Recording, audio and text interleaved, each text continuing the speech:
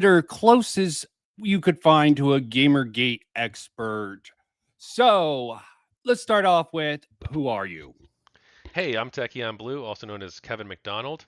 I'm currently working on a multimedia project relating to GamerGate. I've interviewed over 70 people on both sides of the controversy, mostly on the pro GamerGate side.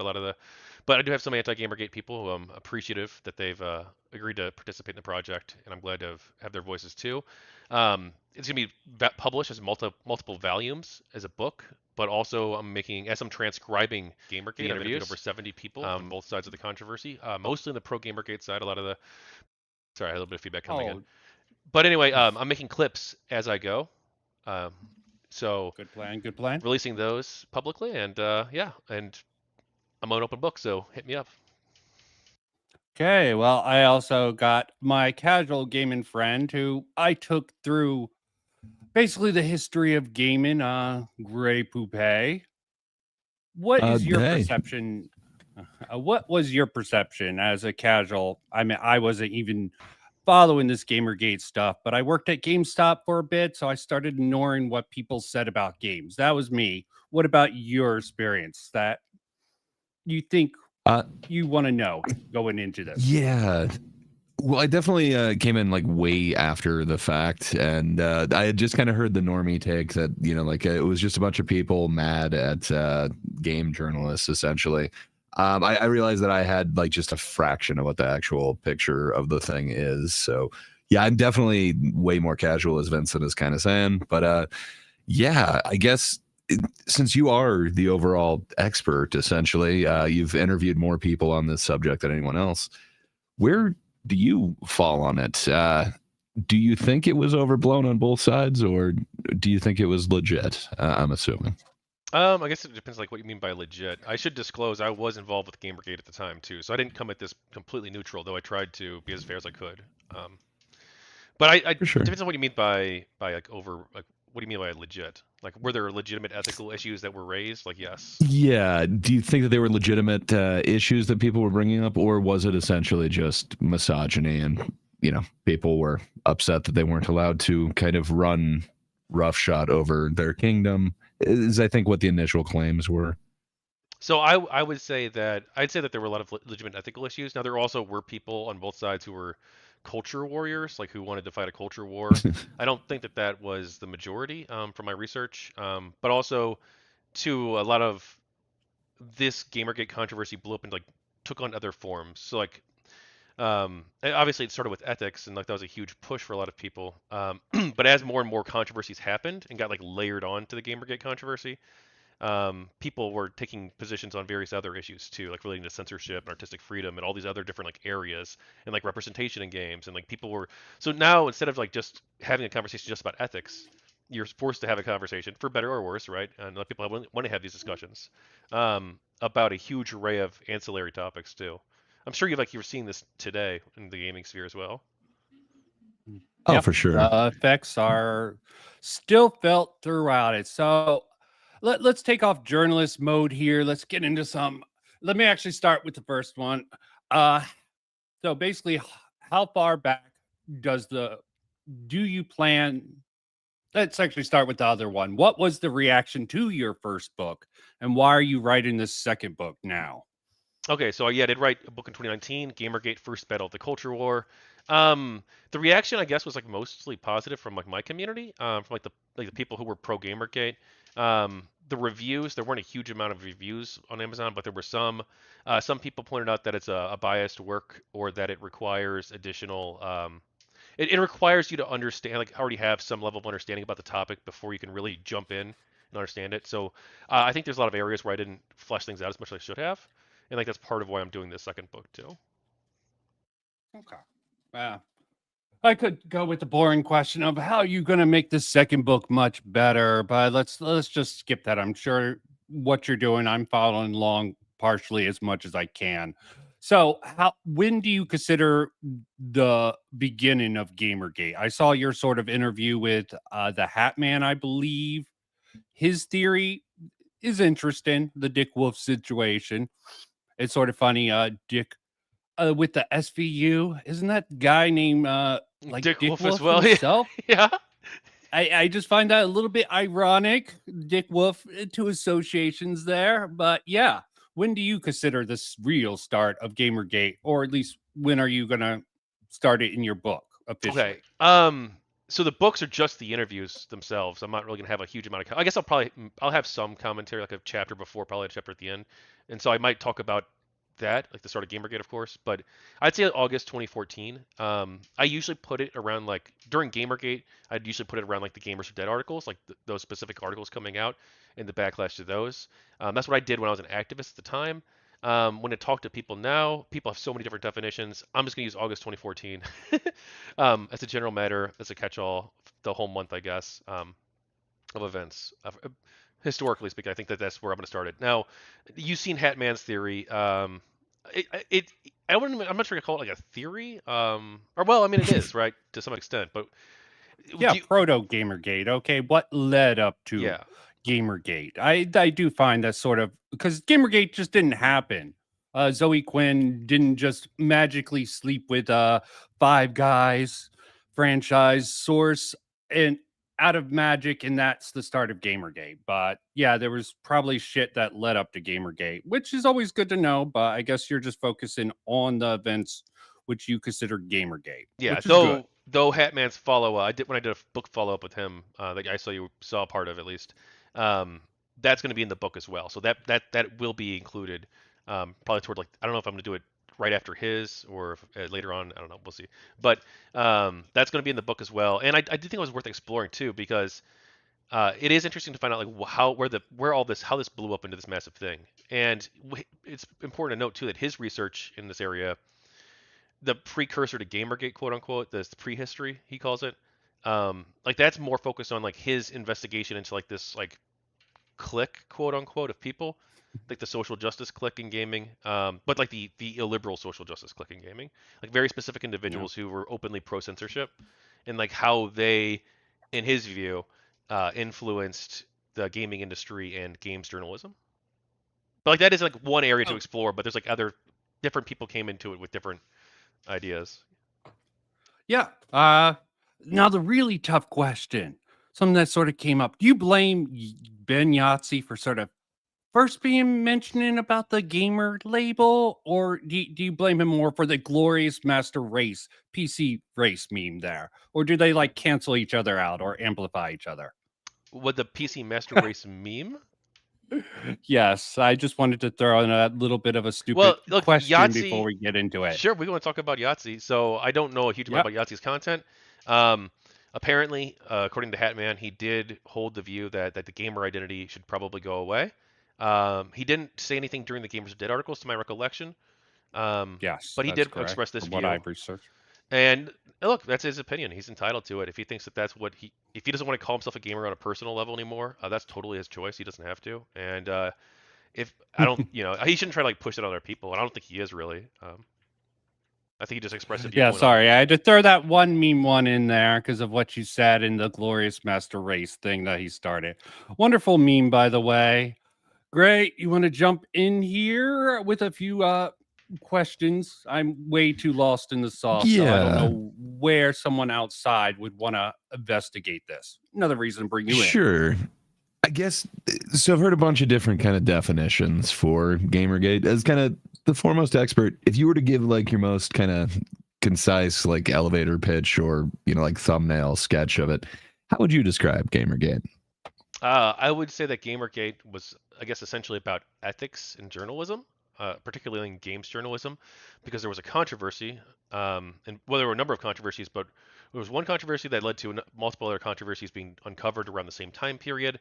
But some people in the games press didn't want to talk about these controversies, and even colluded in some cases to try to make sure that this story was killed, and that blew it up even bigger, and so did attempts to demonize people who wanted to talk about it as being misogynistic or supporting harassment. And which is not to say that nobody ever got harassed, of course, um, but they used this as to basically to silence all dissent, rather than have a Yeah, the conversation about the harassment ethical issues. shield.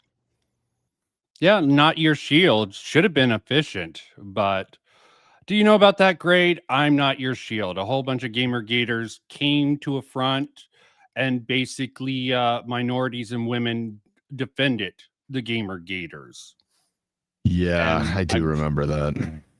And Tachyon Blue is would kinda- probably Yeah, know so- more about Sorry that. about my. It was a GamerGate thing, but also at the same time, I believe that some of the people who used the Not Your Shield hashtag weren't involved with GamerGate. Because it was sort of like a separate thing that was simultaneously happening, but it was like basically overlap was near a circle, you know. But yeah, I think it was cool. I know some people are like, well, aren't you using identity politics? And it's like, well, I don't have a problem with this. Like, if these people feel like, if you're a minority or if you're a woman or you're, LGBT or whatever it happens to be, and you're disabled, some people did. Um, if you're that and you feel like you're being used as a shield to deflect criticism away by games journalists or others, then I think that it's perfectly legitimate for you to make your voice heard. And at least one person who I talked to and I interviewed with actually said that they became a supporter of Gamergate because they saw this. They went in skeptical. They said a man in maroon. My interview with him. He says he went in kind of skeptical, thought, okay, I don't know much about it, but I heard it's about harassment, so I'm gonna look into it myself. And he said he saw the Not Your Shield stuff, and he's like, you know what, something must be wrong here. If this many women and minorities are saying that this is not true, and that there's being basically used as a shield, I guess, essentially, right, by the games press, that he's like, there must be something more going on here. He started looking into it a lot more. Changed his mind. That's awesome. That's awesome that he was willing to actually change it. It seems like so often now people kind of go in with the predetermined outcome and they're just unwilling to see other things. So that's really cool. And Steven Crowder destroyed that idea. Fucking Steven Crowder. Sorry about that. But yeah, there's a whole. But do you on, think Gray? that Gamergate was successful in kind of bringing to light these ethical issues in games journalism? And do you think it's been successful, or is the problem still there? Okay, it's a complicated question. I, as like a historical person, I guess historian, when I look at it, what I try to do is I try to look at what the people in the movement think, and I think that from what I've interviewed, I haven't collated like all the data yet into pie charts and shit. But from what I've talked to, most of the people think it was successful, and most of the people thought it was successful in Brad Glasgow and Chris Ferguson's survey in December 2015 to January 2016 too. So I think most people, by whatever definition they personally use, they thought it was successful. Now, as for if it was successful in regards to games journalism specifically exposing these things, I think so, yeah. Because say what you will about the GamerGate people, they're not very quiet. we true. love to talk about this stuff, and a lot of us, not everybody, but most people, I think, or most people who talk about this on a regular basis today, at least, try to stick to the facts and be very careful how they. Maybe not, but like the people who are the historian type people.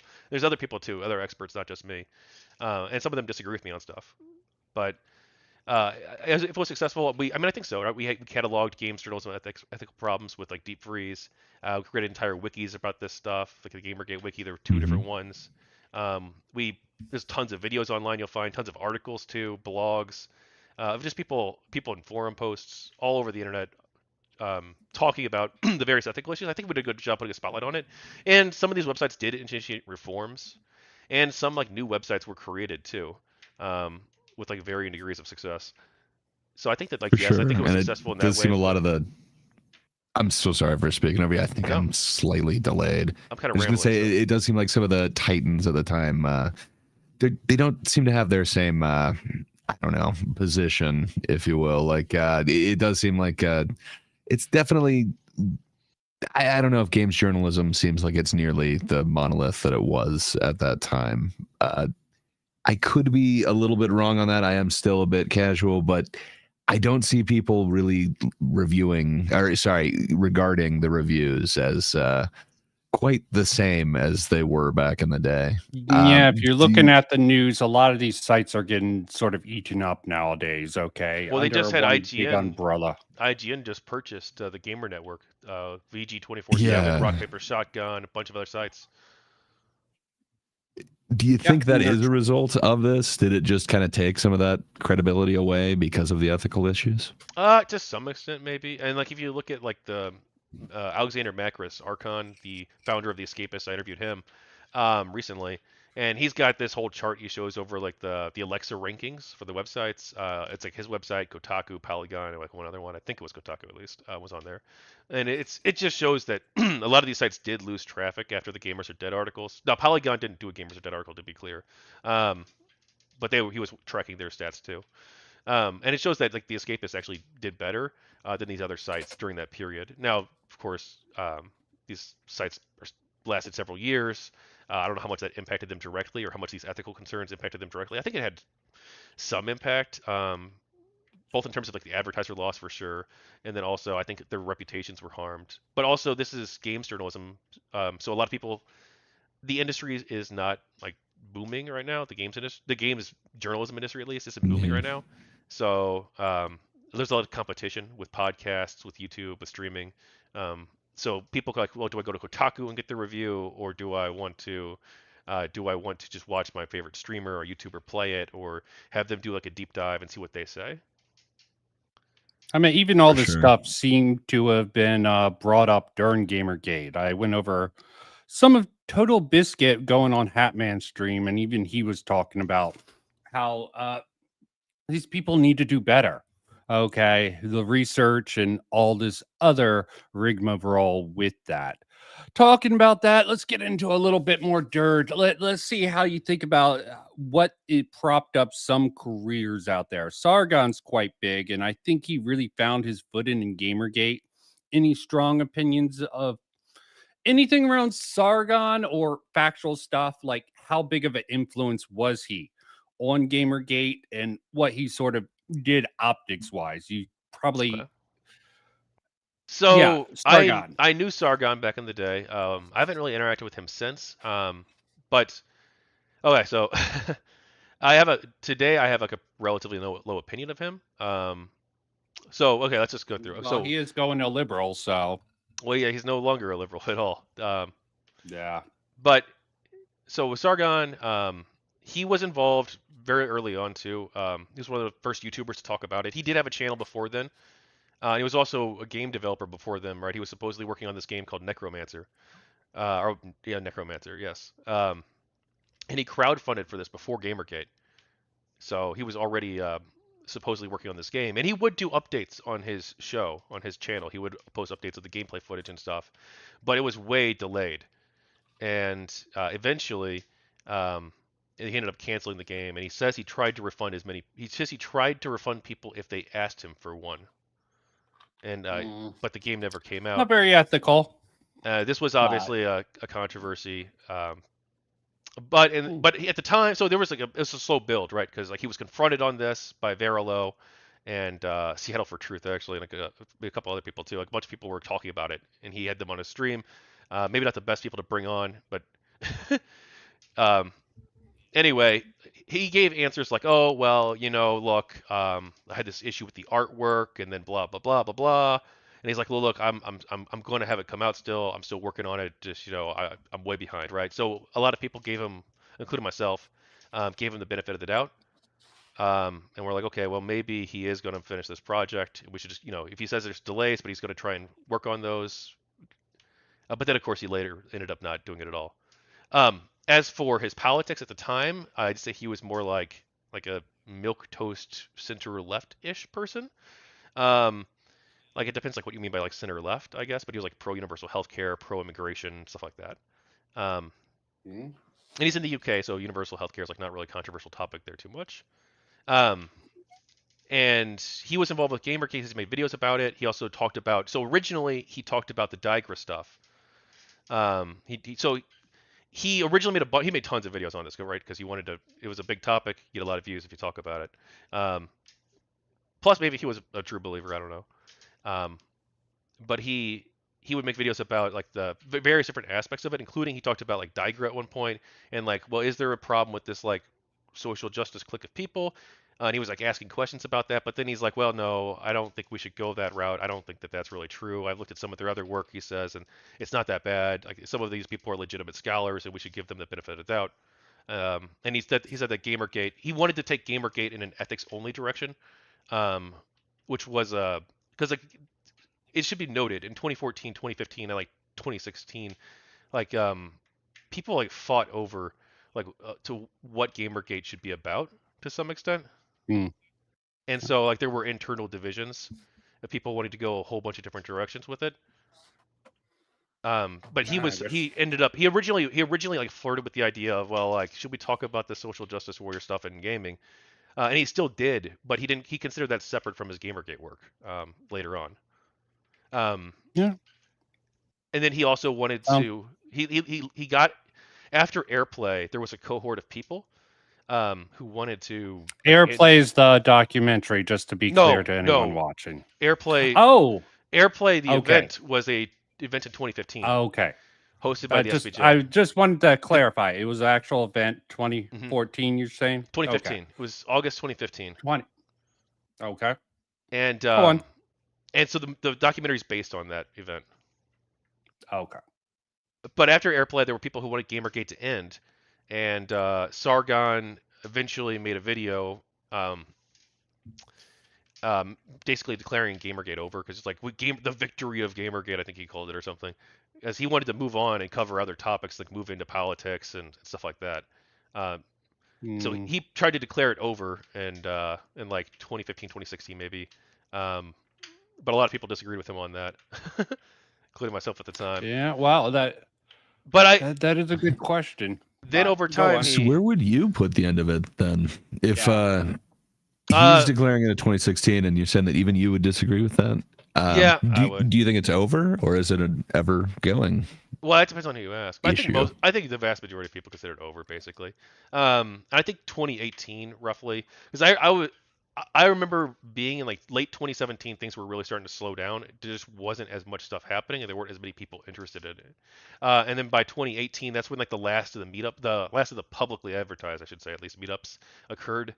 So you had like the GG in San Francisco meetup, 2 of those, I believe, and then you also had my meetups in St. Louis. I had 1 or 2 of those too, and then there was the debate in St. Louis that was live streamed as well. But like other than that, there wasn't too much like stuff happening. So I feel like 2018, like early to mid 2018, is like when it pretty much died down, like summer. I think we could look it up, but the last San Francisco meetup, I think it might have been a little bit later in 2018, like maybe the fall. But yeah, Dev has a weird theory. He's like, GamerGate never ended. This isn't second GamerGate, but you're not Dev, so I'm not interviewing him. There's just lots of different thoughts. I think he is also. Would you consider him an expert on GamerGate, though? No, I'm just curious. I mean, I like Dev. We get along fine. I've talked with him on stream and stuff. Possibly, I'm either interviewing him or he's interviewing me, one of the two. At some point, possibly, he mentioned. He knows probably more about it than like a lot of people do, but he was also really only involved in like the very, very beginning because he made the indefensible videos that were really popular. He talking about the alleged corruption within the IGDA or Indie Fest or Indiecade. It's been a minute since I've seen the videos. But within the indie game, arch enemy Phil Fish. So he made those videos, and like that's an area where he probably does have a lot of knowledge. I know that some people have criticized those videos too. I know Thydrin, he criticized some of those videos. He thought that maybe he didn't get everything right. I don't looked into this. I don't but I'd say that he has a fairly good level of knowledge on the topic, about the very beginning at least. But he also I think he was out basically by 2015. So he was only, again, maybe I think he was on Twitter still, so he might have tweeted about it a few times, but he wasn't like actively engaged as much with the topic.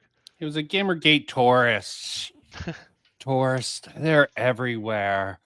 Did you want to follow up with that, Gray Man? Okay.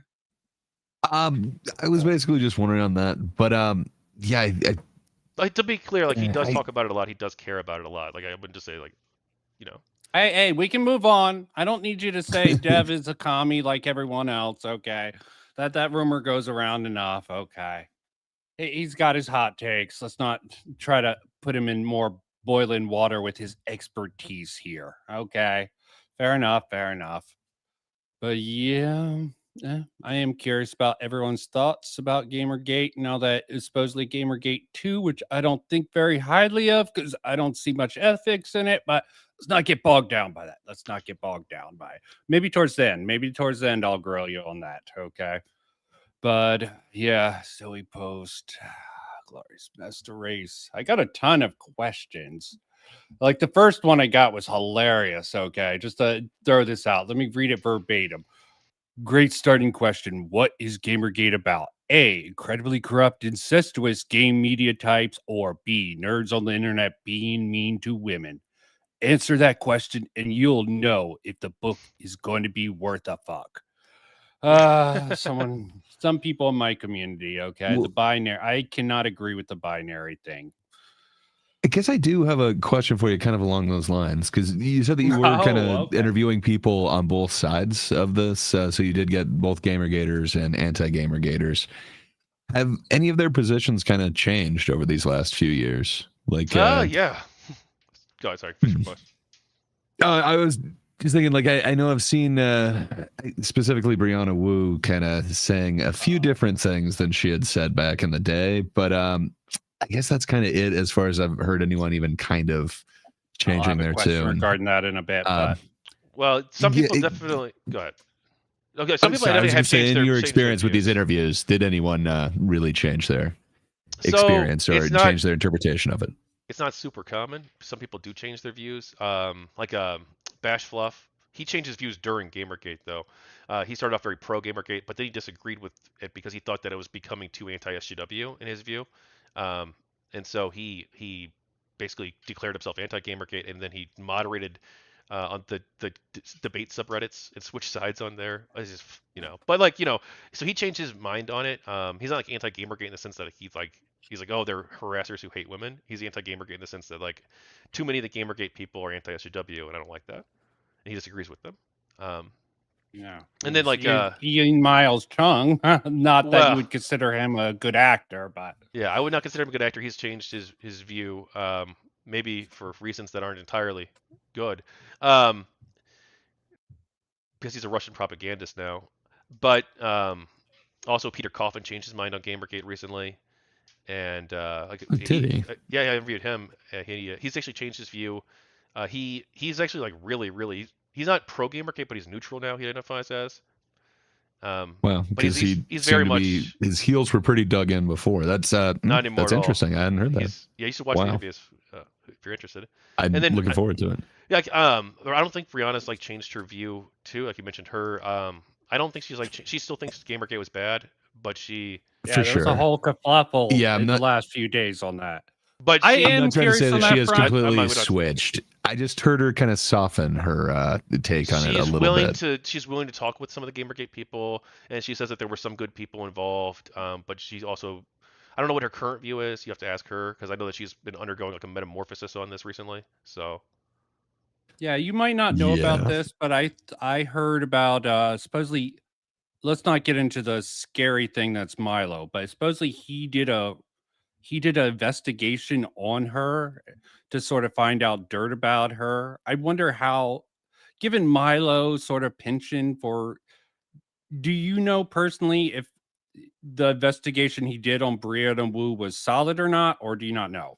I would not trust Milo Yiannopoulos as a source, as a general matter. Okay. Now, as for like if it's like specific information was accurate or not, I don't know. If you're talking about like the speculation about her being transgender, I don't care about that. I've not looked into that. I don't think that's a big deal to me at all. Yeah. So I think that's a small potatoes. There's mild discussion about that. Some controversy. I don't want to go into that too much. She wasn't a really big part from what I know. She was sort of a hang me on that wasn't quite with the cool kids like Anita and Zoe Quinn and everyone else and that fun stuff. From what I know, she wasn't. But her harassment was really like forefront there for a while. She was definitely some of the claims and some of the supposed proof that people were being harassed by Gamergaters. Yeah, and look, I'm sure I know there are examples of people who engaged in what you could reasonably call harassment against her, including at least one Gamergate or two Gamergate people, like depending on how you define this, and did so. I wouldn't be surprised if other people sent her inappropriate messages as well. For sure, it's the internet, like, yeah, and people love to pile on. So yeah, I'm sure. But that being said, I mean, there were some very major news pieces about how horrible gamers were and how this is all just misogyny. I'm so sorry, my bird just decided to scream right then. Yeah, Do you that's think that opinion. that has kind of died down, the journalist opinion, or do you think they still kind of have that opinion that like gamers are dead and they're all just misogynist? Like, did that essentially change, or Well, am I just not seeing it in the forefront anymore? I don't think like the gamers are dead thing is. I think they lost on that basically 100%. Because like I don't think that there's like this great fear of people like calling themselves gamers in society. Or like I don't think the term's really like gone away even. So I don't think that they won on like that front. I don't think they even really want to do that anymore. I think they realized that that was a bad idea. Like even Leigh Alexander, she says, at least, not I wouldn't trust her as a source either, by the way. But she says that she almost got fired because of her article and how much backlash it got. So I don't think they want to do it Really, now. I Now, hadn't heard that.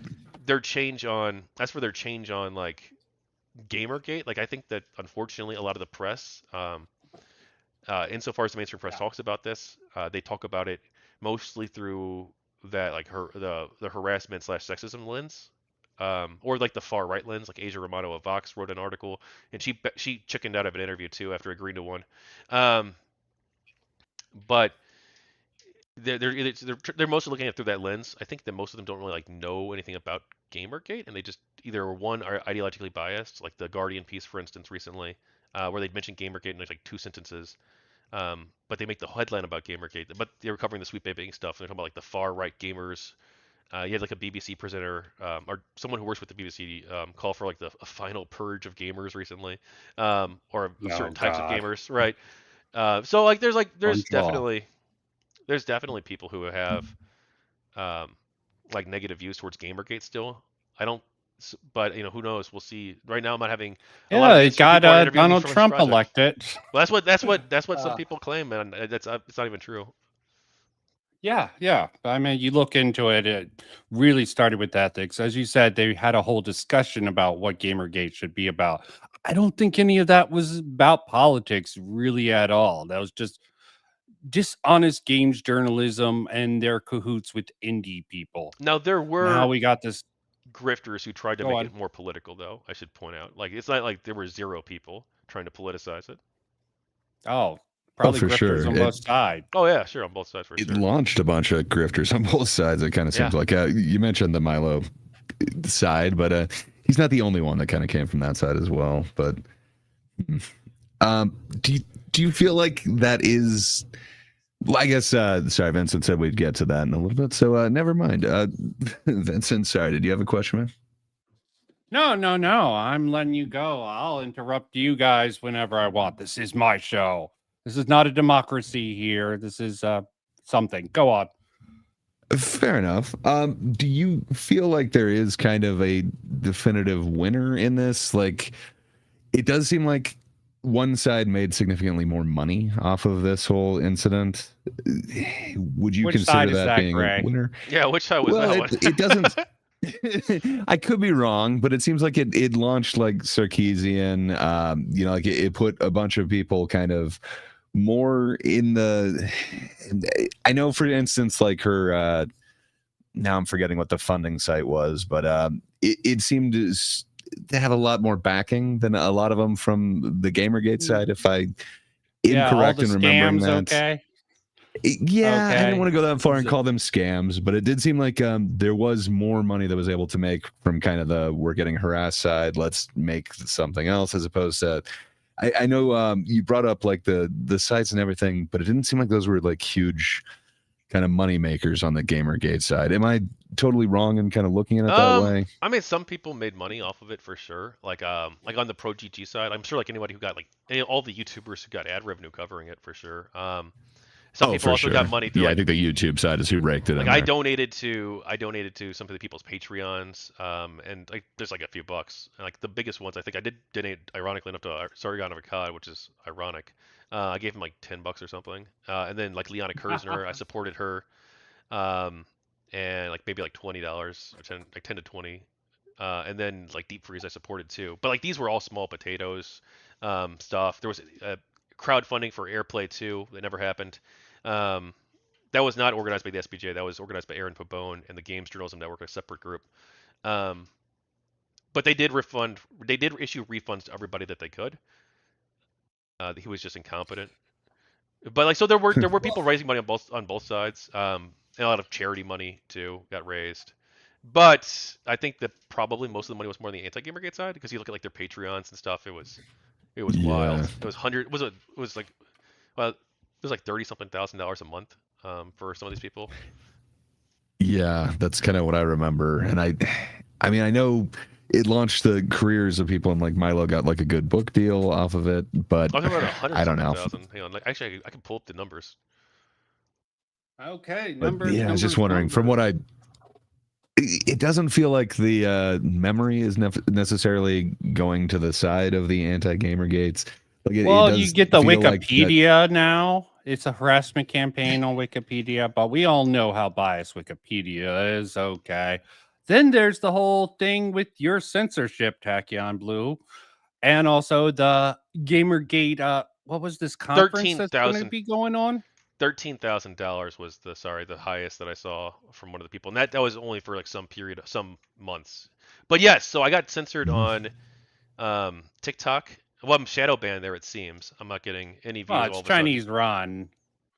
There's the other And one, Mastodon, I believe. Mastodon.social, not the full Fediverse, but the Okay. main Mastodon network. They This banned seems me for weird. hate speech supposedly. Yes, I know you talk so many slurs and hateful things about, you know, having an open discussion and trying to get different people viewpoint. So hateful. Well, I'm very strong inward enjoyer, so I'm sure you understand. Yeah. You have bad associations, probably, but yeah, that sort of indicates where we are nowadays, and now we just have Gamergate tours, what they want to call that, probably gonna skew people's opinion.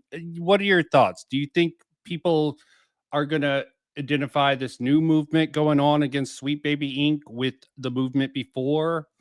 Just your thoughts on People have the already tried to conflation. do that, but I don't think that there's going to be like a movement. I'm not sure like there is a movement now, like a Gamergate 2 movement. I don't call it that, generally speaking. Like if someone asks me like an interview or something, I'll run with it. Um, but I don't would consider Gamergate 2 because like Gamergate 1 was like a very very different dynamic. Well, one was like about different stuff Yeah.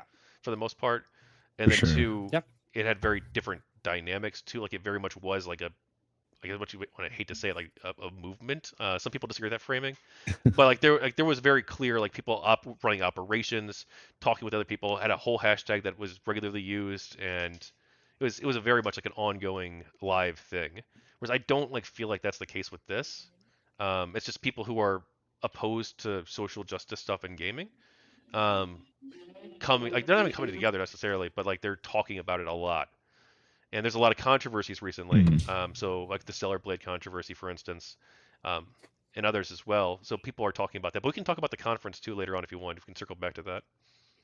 Yeah, I mean Yeah, that's a that would good be. example of something that But I would just actually be worth a petition. Okay, let me that seems like it would be something worth a petition to bring up. Okay, now.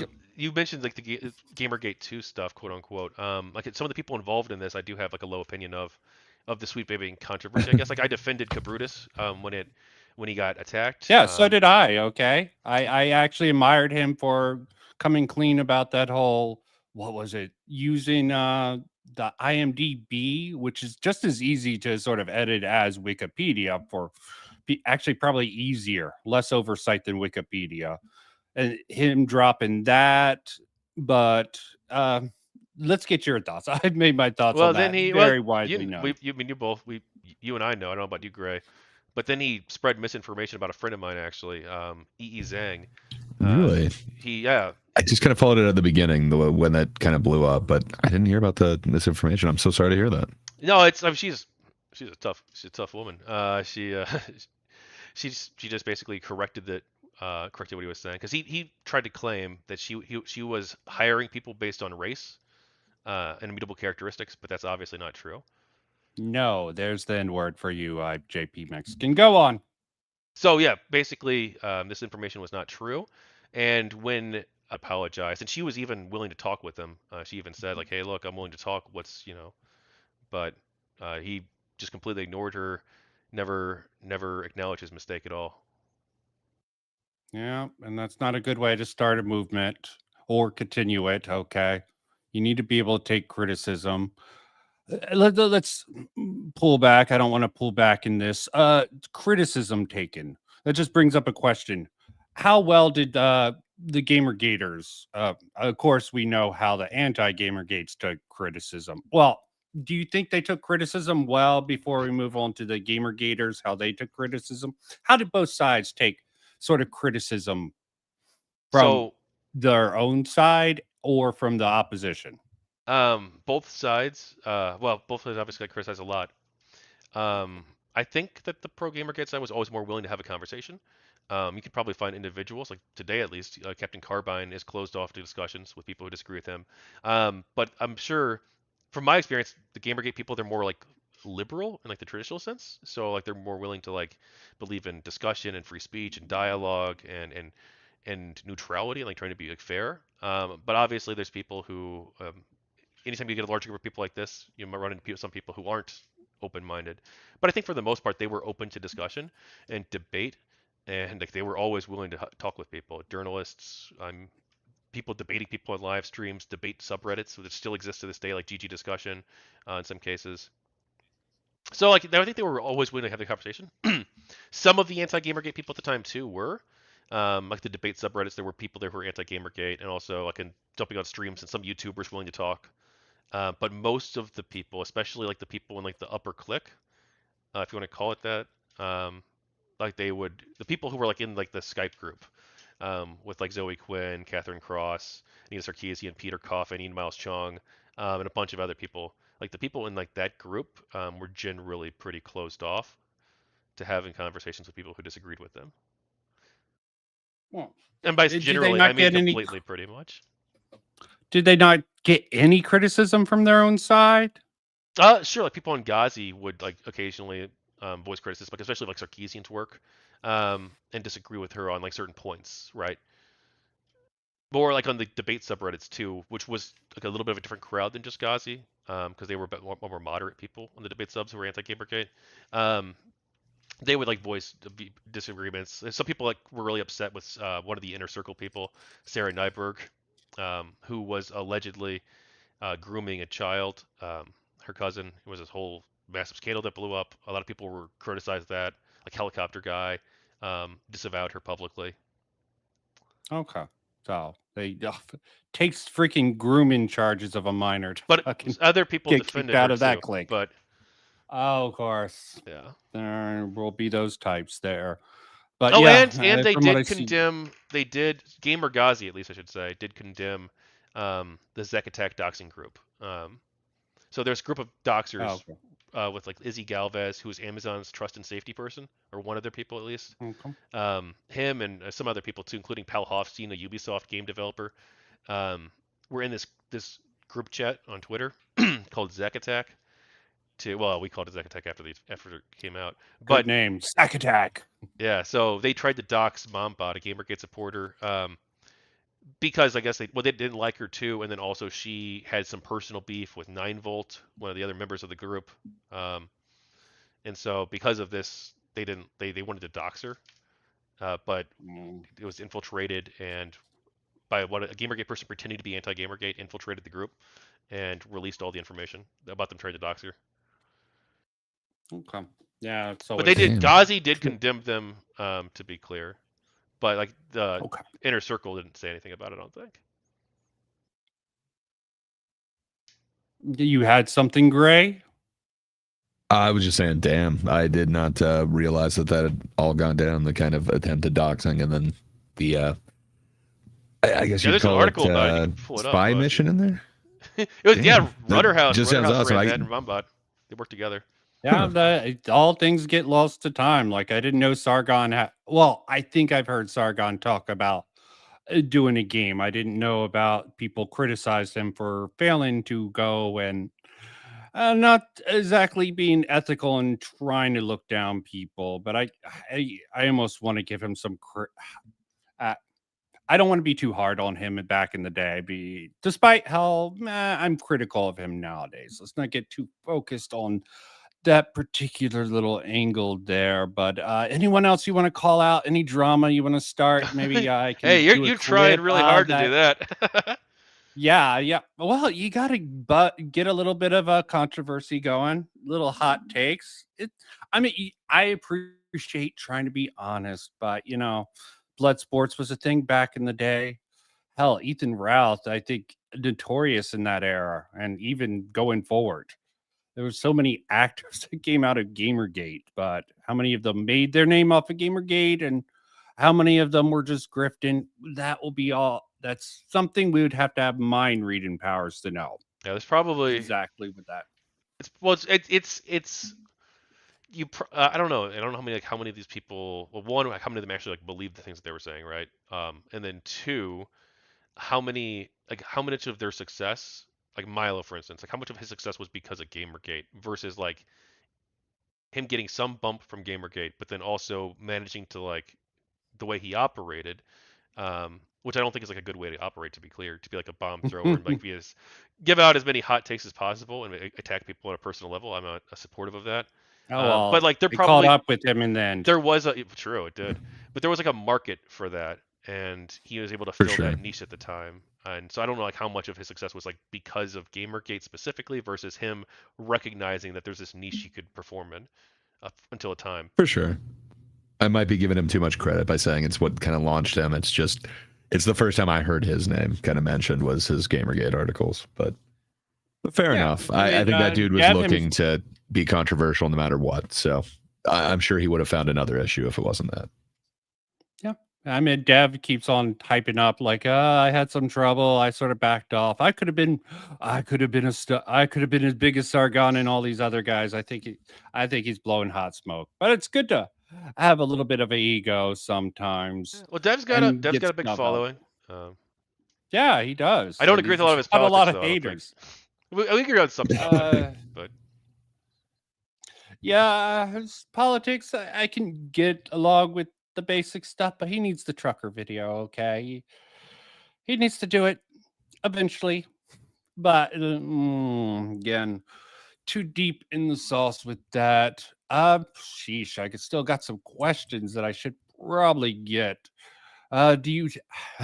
This is a good one. Do you ever think the relationship between gamers and journalists will ever be repaired?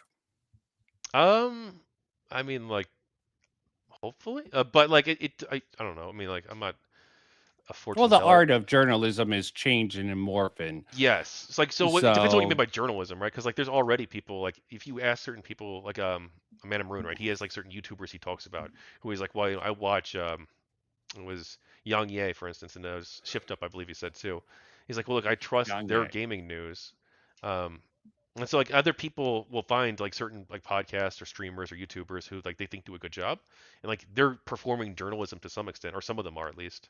So like, is that games journalism? I guess in some ways it is, right? So, like, but if you mean like text based, like, will people trust not any specific outlet, let's say, but like they generally trust that if they're reading a gaming news site, that they're going to be getting like the accurate information or ethical information. There's no major conflicts of interest. That there's the full story being presented, like both sides. I don't see that happening anytime soon necessarily, because unfortunately, I think that the players in the industry either one want to avoid drama, and like there's certain sites that will like, basically don't really engage in that kind of quote unquote journalism. But there's other sites too, like risky. Kotaku, that are happy to thrive on that, right? That's where they make their money, I guess, right? When it's them trying to write stories that they find a little bit more salacious, but also have like a more social justice oriented bent, and they leave out certain aspects of the story, and that I think is something that continues to harm their reputations. But games journalism, I mean, I don't know how much people trust them in general. Like we should be able to trust that, like if Kotaku investigated a story, that they did a thorough job doing so. But we can't trust that be the case. And I'm not sure that like the incentives are aligned for them specifically to do that. I guess they think they're going to make money by targeting this more niche, like progressive audience. And so they're going to continue to pander to them, which is fine, except they don't always behave in ethical ways when they do so. Yeah, I think the whole left leaning Kotaku types definitely could go with more normie lefty takes because there's definitely a lot of YouTubers that I've seen who could get behind some of their ideas if they weren't pushing such crazy stuff that makes even their sort of moderate lefty takes. If they went more center and went with they could still have a little bit of clickbait and still present things in a way that would come across to a general audience in a much better way, in my opinion. Okay, they should really lean into that. But I don't know why they resisted the ethics argument back in the day. Do you think they were just trying to hide the misdeeds between journalists and indie devs of those days legitimately? Or do you think Um, they really believed it was a harassment campaign? I mean, it might be like a mix of both. But Okay. I think there was probably mostly them knowing that it wasn't, because like we see like the gamers, or we saw like the Game Journal Pros list, for instance, right? When those leaked out, we have several members of this group, this Game Journal Pros group, were talking about how they didn't wanted Greg Tito at the Escapist to not allow discussion of this to happen on his forums. They were basically trying to pressure him into censoring, and even the founder of the Escapist talks about this too when I interviewed him. There was like this pressure campaign to try and get people to shut up about this and make sure that it doesn't happen. Um, and then like the Gamers for Dead articles, that probably was collusion to try and like kill the story. I guess they thought that like if we just all come out at once and condemn this, and maybe like some of those specific articles, maybe some of them were like trying to bandwagon on. Maybe not every single person who wrote a Gamers for Dead article. Like there's like 28 of them, or so, no, like there's like 19 of them. Sorry. Um, uh, like not every single one of them necessarily colluded, but some of them might have just been kind of bandwagon off of it, or talking about other sites are talking about. But they definitely wanted. Yeah. I think they did definitely want to kill the story, and that's why they basically tried to come up with this like misogynistic harassment story. Basically, I mean, Okay. which, and plus like the burgers and fries stuff. Like if you're like a normal person, and you're like, well, okay, I got all this weird stuff happening, all these scandals happening, and then like there's this weird chat room called Burgers and Fries on Ryzen IRC. Well, your average person seems like, what the fuck is a IRC chat room? So they might just be like, well, look, there's probably was people were harassing her, but Yeah. there's not really Can evidence you like of not? specific harassment in How that do you chat. disprove harassment? Okay. You Yeah. just have to say, yeah, you need to toughen up. Okay. This is going to be something you're going to need to deal with. We're not going to encourage it. Okay. But you shouldn't use it as a shield. There's many things that could have been done, but hindsight's 2020. And you got anything thoughts in your head, Gray? I'm not running out of steam this early, but I don't want to overtake it. Things. No, I have absolutely no thoughts in my head. No, it's just it's a really interesting story. I guess I don't know. It just kind of makes me wonder. Do you think that this had like long-lasting effects on journalism or on game journalism specifically, or I don't know. It makes me wonder because it feels like the actual narrative that kind of made it to the media is not necessarily the true one, but that's kind of where that whole journo thing would be, is kind of in the media. I don't know. Do you think it had long lasting impacts on the actual journalism itself, or do you think Um, it was just kind of more the movement that it created at the time? I think it's, well, I don't know how much lasting impacts GamerGate really had. I think like one of the biggest things is that for a large number of people, this was a moment where they lost trust in the media, or it For decreased their sure. trust. And I think that that was like a major issue because they saw right before their eyes that they were being lied to, essentially, um, and that certain aspects of the story were being covered up or not being talked about. Um, and so I think that that harmed the credibility in the press to a high degree. Like as for like specific reforms, I think like disclosure's gotten better in games journalism. Part of that too is like the FTC, but also that's partly GamerGate because Operation I don't remember which one the fuck it was, but there was an operation to try and get people to contact the FTC and get them to do something about disclosure, and they actually did. So that's GamerGate among one voice, several voices, I guess, among the overall pressure in society to bring that about. Um, that change. So disclosure, I think they got better on. But when it comes to like the long-lasting impacts on media, I don't know. I don't think that Gamergate had long-lasting political impacts necessarily, at least not like in the ways we would normally think about it, because it wasn't like a left-right issue. Um, Yeah. but to some extent, like I think that like the culture war stuff, like Gamergate probably had some impact on like the early culture war. Um, but because Gamergate itself was such a diverse group of people, they themselves disagreed on the culture war stuff and kind of splintered. Like Yeah. that's probably one of the reasons it fell apart. Yeah, well, do you know if it was the first one of these movements? Because I know there was a attempt, sad, pumpy attempts in pretty much novel writing. Then there was Comics Gate. I mean, it's probably not your purview. You're y- I believe you're calling it the first movement. Do you Well, agree? It is I wouldn't. We first battled the culture war. I think is what my first title of the book was. yes. But I don't think I'd stand by like that framing today. I think Okay. in some ways Okay. it became. I think in some ways it was like the first battle of the culture war, but like not because of like anything like the mostly because by accident. Like I don't think that people were like jumping in like, oh boy, let's create a culture war. Like some people did, but I don't think that was like the majority thrust of it. I think it became that over time to some degree, um, because it became such a polarizing issue. But yes, there was the sad puppies controversy, and like I don't know, like there's always like what the fuck's a culture war, right? Because Yeah. cultures are always constantly changing, and there's always disputes and debates about what's acceptable, what's not, what's good and what's not. And those are like healthy conversations for society to have, and we should have those conversations. But like this was one of the well, one of the major times that a lot of people can think of, at least Gamergate was, and the Sad Puppies as well, where there was this very heated dispute about that. And unfortunately, instead of a conversation happening, I feel like one side felt like they had power and they exercised that power to prevent a discussion. And like that, I think that I don't know enough about the Mm. sad puppies specifically or the comics get stuff. Um, I think with the sad puppies, that's what happened too.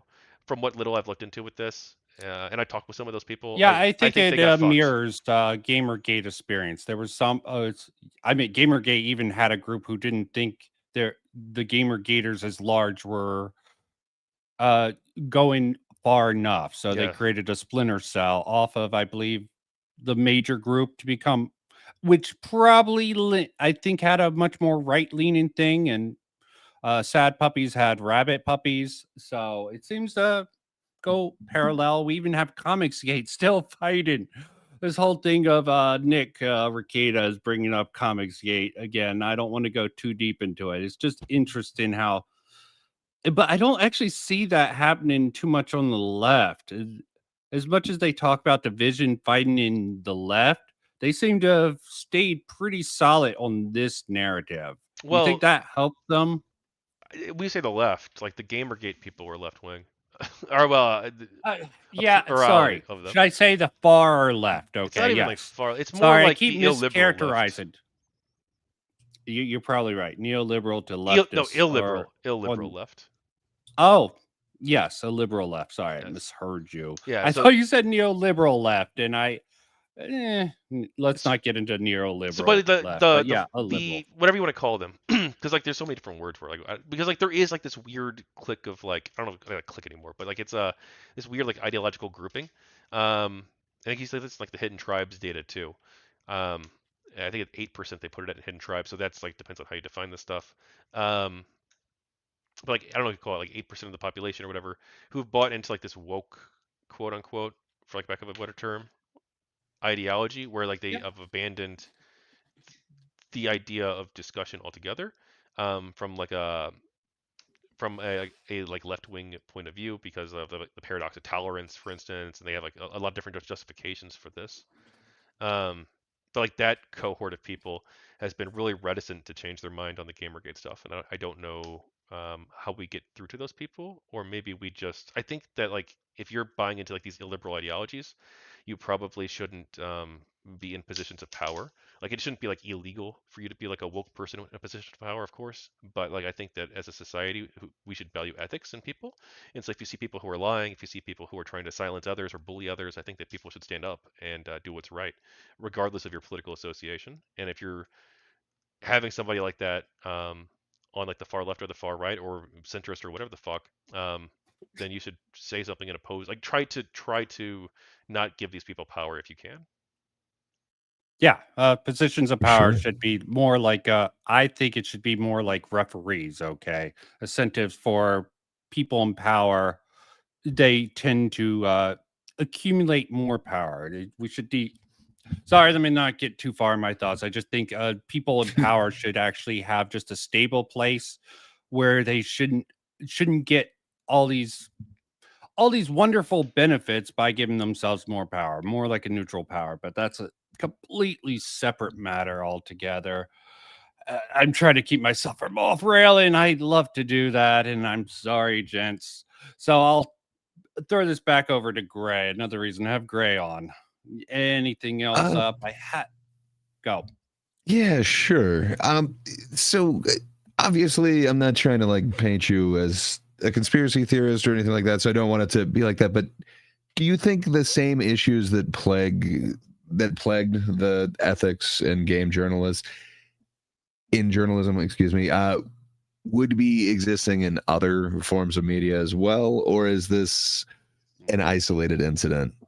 It's difficult to tell because I'm not like a media expert. I've not like done tons and tons and tons of research into like how the press operates. Um, but so I don't know how representative it is. Like obviously you have different people. Like in the so like it boils down to like the GamerGate case, for instance, right? The games press themselves. I think for a Yeah. lot of them, what basically happened is they they a lot of these people had like an ideological predisposition towards not hearing out opposing views, in that they were like on the right side of history, and so fuck everyone else. And so like so you have these people who have these views, and they also are like have friends with one another. That's like normal kind of dynamics you can expect from humans to some extent. And then they use like their power and influence to exert their will through like the means that they could. And so like that's like one specific thing that happened like in the games press. But like do like these dynamics exist in other media too? Like I'm sure like people at like conservative or liberal outlets like probably feel pressure like maybe cover certain stories more. Because like that's what their audience wants to hear, or like that's what their like biases are towards, so they're gonna cover certain stories. Like I don't think that like generally speaking that like it depends like what you're talking about, what website you're talking about, right? Or what organization. But like I think that like generally speaking, if you're talking about like a major newspaper like New York Times or like the Washington Post or Wall Street Journal, I don't think that they like generally try to like deliberately lie as a general matter. I think they try to like get the story straight. But like again, it's a case by case basis, and you're dealing with like individual journalists who might be corrupt, or editors who miss things, or even journalists who just get the story wrong, right? So like there's so many different like, and of course there's people have different like. I'd like to think that they try to get the stories right and do a good job. It doesn't always happen. I think also too, like one thing that we saw with GamerGate, I think is a lot of these sites, two things that I've noticed, um, like, well, if you're talking about like the early coverage of GamerGate, one thing you're talking about like is they like not many of these people like wanted to like reach out to GamerGate supporters for comment or to talk about them, to talk with Mhm. them for their articles, and like part of that too is because some of these sites they just relied almost entirely on I think what the games press was saying, and so they talked to the games journalists, or they read articles from games journalists, and they tried to like write stories based on that. Others, like at the Guardian, probably had like more of an ideological bias, since the Guardian was a lot more like culturally woke back then, and today. So like them specifically being a more mainstream outlet, they probably covered it from like a specific angle because of that. And then also too, um, fuck, I lost my train of thought with this. Where was I going to go with it? You were going on a long journalistic thing. What's the worst cancel attempt that you think occurred in Gamergate? Okay, because we all know that there was several cancellation or at least attempts going on back and forth. Okay, well, mainly on the journalist side, they had the power after all. What do you think is the worst case of that? It might be like Tim Surrey, I guess. Tim Surrey, he is a game developer. He's working on the game The Last Night. He's still working on it. He announced it at a conference. Everybody was really excited because it looked like a really cool game, cyberpunk game. Um, but Zoe Quinn tweets out that he's her harasser, and a lot of the gaming sites, I believe, write about this. And uh, her evidence for this was that he tweeted about Gamergate twice. One of which he did criticize feminism, and another which he talked about ethics.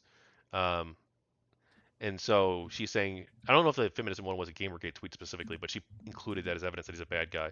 Um, but she tried to basically, it seemed like, because she's saying, oh, this guy's my harasser, to her massive Twitter following, and then journalists were writing about it, that it had a very negative impact on his career. And she says that he it's like sad to see my harasser on stage being applauded or something like that. Yeah, I see these terms being thrown And then, around, and I really wish there was a way to really determine harasser, stalker.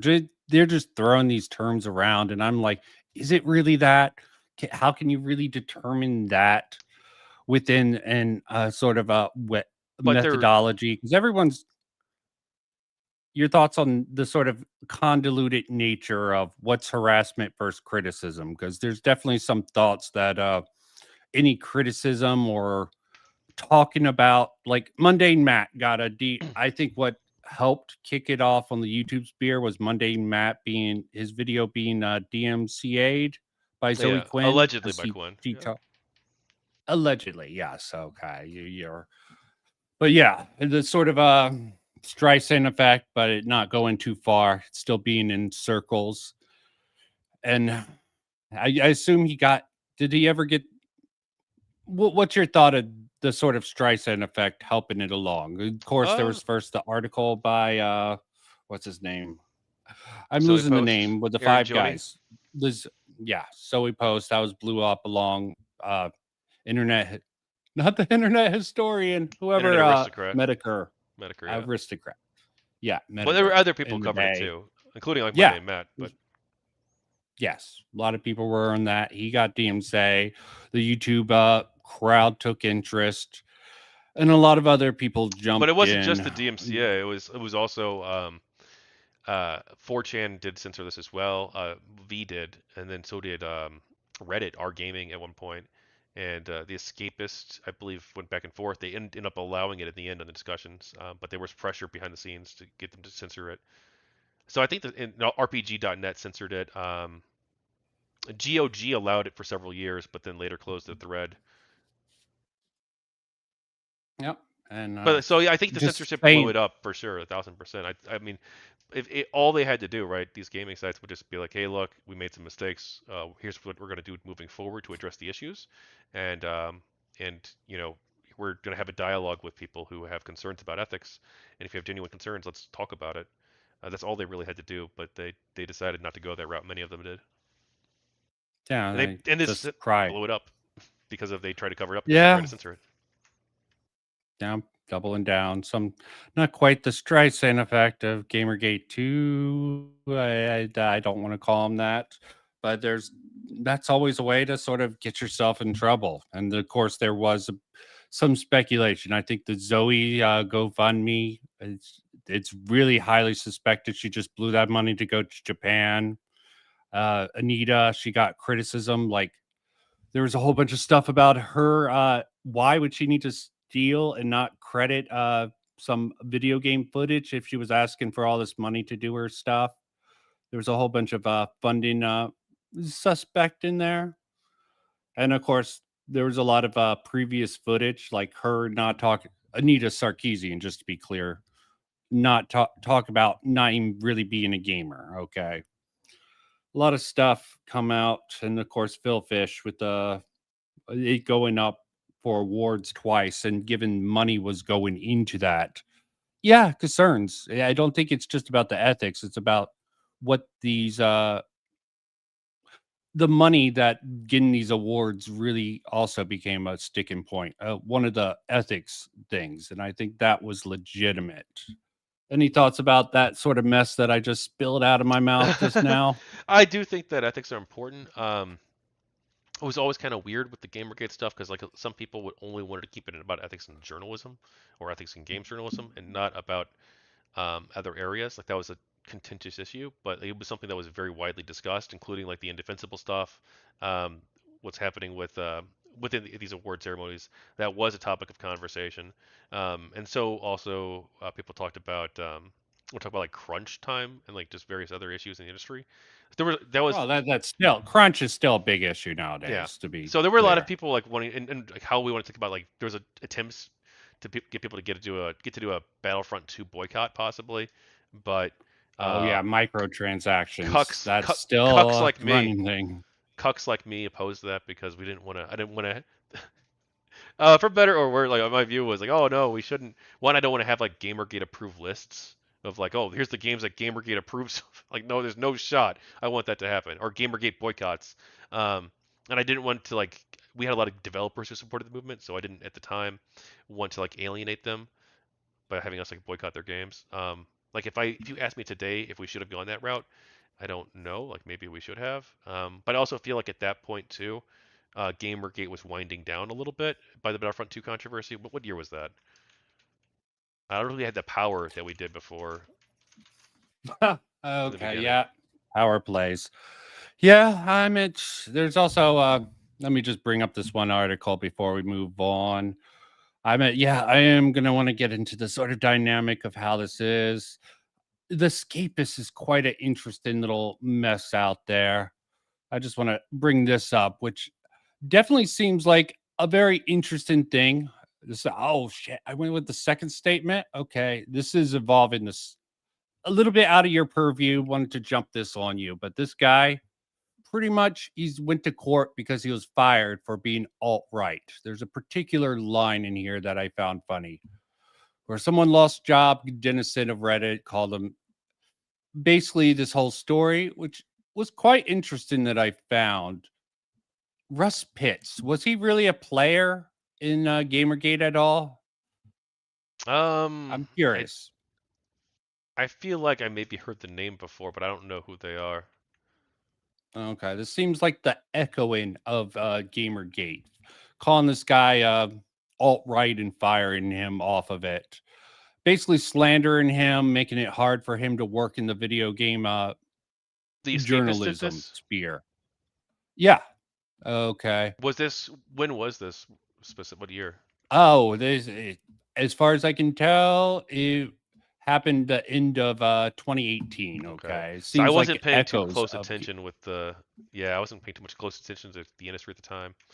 Um, I mean, it's fair enough. It seems more like the echoes. So, let's bring up let's not do the censorship. It sucks and you can't really figure out that sort of censorship on TikTok, Chinese maybe makes sense, who knows? There's a whole bunch of stuff, but Mastodon also just hate speech. That seems like total bullshit from what I know. Maybe you secretly go off the rails on Mastodon, but I really don't believe that you from can even watching your see which content. ones. You can see at least well some of it cuts them off a little bit, but you can see what tweets I made or posts I made on Mastodon even in the video. It's in the screenshots too. There's a link in the Oh, okay. description. You can even see which posts I made that they supposedly dinged me for. It was like transphobia, ableism, racism, sexism, like their general hate speech kind of thing. Yeah, it seems a little weird for Mastodon, but as you said, it's not really the offshoot. But what about this Gamergate conference and how they're invite Anita's coming out? Okay. And she's coming out of her little what are your thoughts on that and what is really getting into it? Okay. So So Paul Jawson, he is the organizer of this conference. It's called Alt plus F4 at Lawrence Technological University in Michigan, and they've announced recently that they're going to do a conference in September of this year to discuss Gamergate. But they are only doing it from a one-side perspective, or at least that was the initial idea. So they're having Andy Sarkeesian and several other people there. Several of the speakers have expressed anti-Gamergate sentiment in the past, like negative sentiment towards Gamergate. And then some of them are neutral, and they've never talked about Gamergate publicly at all, so who knows what their opinions are. Um, but they didn't include any voices of Gamergate supporters or people who were neutral. They did reach out to Chris Ferguson. He's a researcher who's done research in this area and is more neutral in Gamergate, and has been pretty accurate in his research. Um, they did ask him if he wants to come or send stuff in, but they weren't going to pay for his lodging. So that never ended up happening. And they also recently I've been talking with them and because several people have expressed concerns about the conference, including James Desborough, Grim Jim, if you know him. He's big in the tabletop gaming world. He wrote Inside GamerGate. Also, Raymond Wallman, the Airplay documentary filmmaker, he's expressed concern. So has Brad Glasgow and Brad Wardell, the CEO of Stardock. Brad Glasgow is a journalist. Chris Ferguson's expressed concern. Peter Coffin's expressed concern. Um, a lot of people have expressed concern about the conference being one-sided. And so basically, we've reached out to them and tried to get them to add more perspectives, add diversity of perspectives. Don't just have it be like a one-sided GamerGate is about misogynistic terrorism or whatever, um, but I have a variety of viewpoints represented there. And supposedly in June, the conference organizer Paul Jawson is possibly going to be talking with me. So we'll see how that goes. Yeah, when is that date and where is that going to be located in case people actually watch this and want to know? I don't know yet. He said circle back with me in June. Okay. So he said sometime Okay. June 1st or 2nd I'll email him and then we'll set something up. Hopefully. And no idea where it's going to be set up because I'm just a little bit I'll curious. stream it on my channel probably. Okay. Oh, you mean the okay, conference so or do you stay mean tuned. like the Yeah, the conference. Oh, the Where conference is going. Well, I wouldn't like necessarily endorse it, like especially right now. We'll see how things go. But it's going to be in Detroit or near Detroit. I think it's the suburbs technically. Okay. Just fairly wondering where geographically, like DC or West Coast. I'm Detroit. Seems like a fairly neutral place. Now, if they could just have a neutral perspective on Gamergate. And it seems like a weird thing. Why do you know why they're planning to set this up? Like a 10-year anniversary or something? Seems like a weird thing just to they want to explore, I guess, well, let's just read what their website says, right? You can probably screen share it if you want, but yeah. If you here, I'll drop read it the real quick. link or okay. In August of 2014, the hashtag Gamergate emerged online, used as a weapon deployed against women in the video games industry. Through online harassment tactics, including threats of physical violence, Gamergate constituted an instance of digital mass mobilization, deliberately attacking what was perceived to be a turn away from gaming culture's historical association with young male players. As commentators have since noted, Gamergate would have become the precursor to subsequent social media mass mobilizations, including disinformation campaigns, conspiracy theories, and online grievance culture. This conference seeks to revisit the social and cultural implications of Gamergate on its 10th anniversary.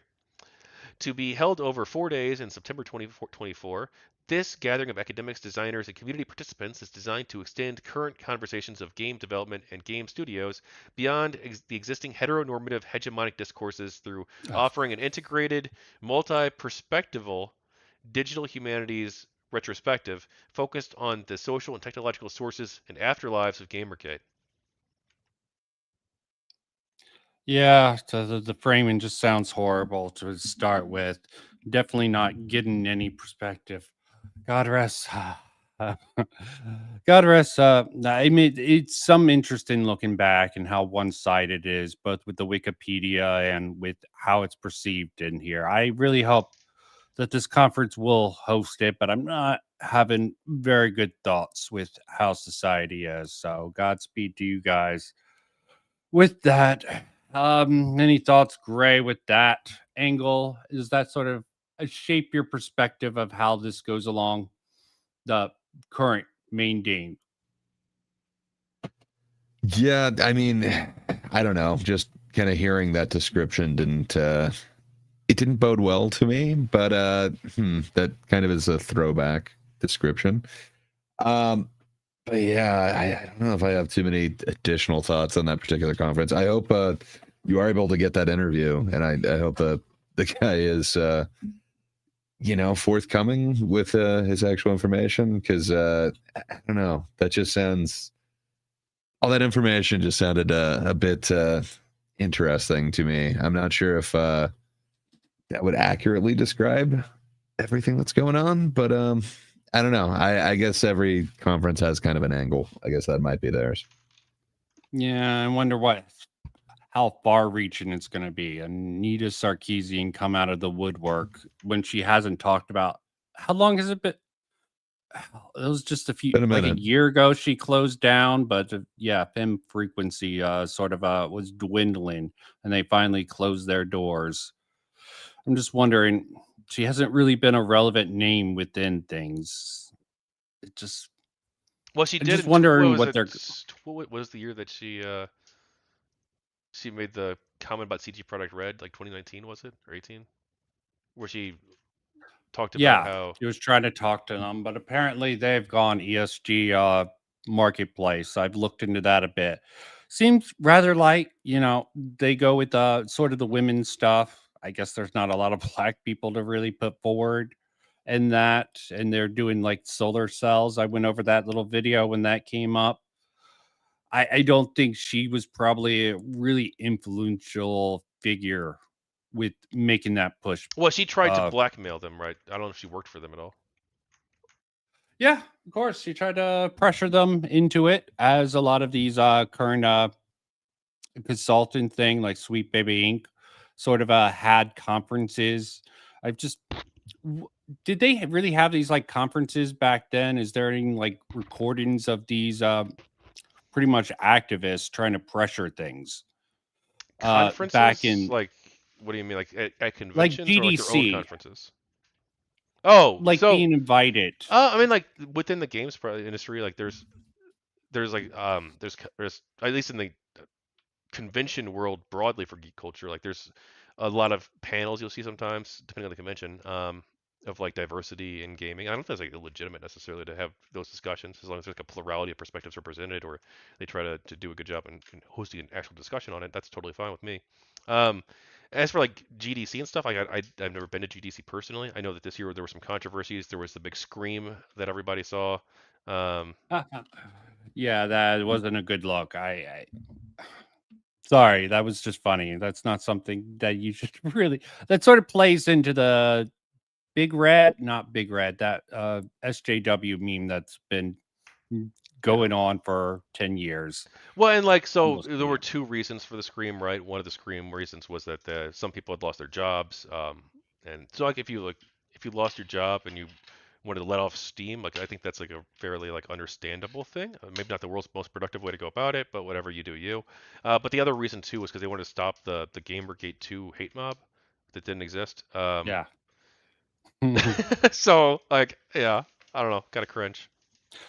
Yeah, I definitely cringe and definitely the pushback for that. And them with the Sweet Baby Inks. I mean, it was a pale comparison to the Gamer's Dead. They obfuscated, basically played devil's advocate for Sweet Baby Inc. and saying gamers are dumb. And that was very fucking foolish. When they never talked Okay. about it in Almost their more. stories, they never talked about the harassment Brutus received. Yeah. But I mean, also, so Brutus. these people are supposed to be like defenders of like women and minorities. That's how they like portray themselves. But when Brutus like actually did really fuck up and went after a woman in gaming, they didn't do anything. They were quiet Yep. I came for because I an guess they innocent woman. realized. Yeah. So go ahead, Vincent.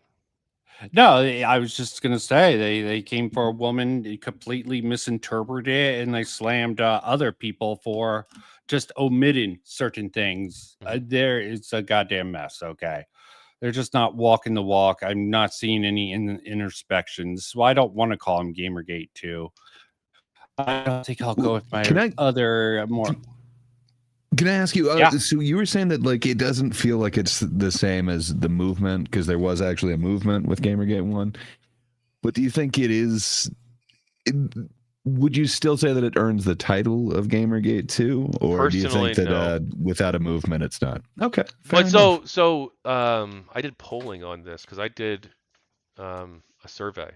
I've surveyed people pro, anti, and neutral. It's additional survey in addition to my normal book interviews, and we can just. Well, I'm not going to pull it up now because I'm screen sharing the browser I would use for pulling it up. But it's about like 30% of the GamerGate people. So I asked people on a scale from 1 to 10. Um, Mm-hmm. 27 pro GamerGate people filled this out.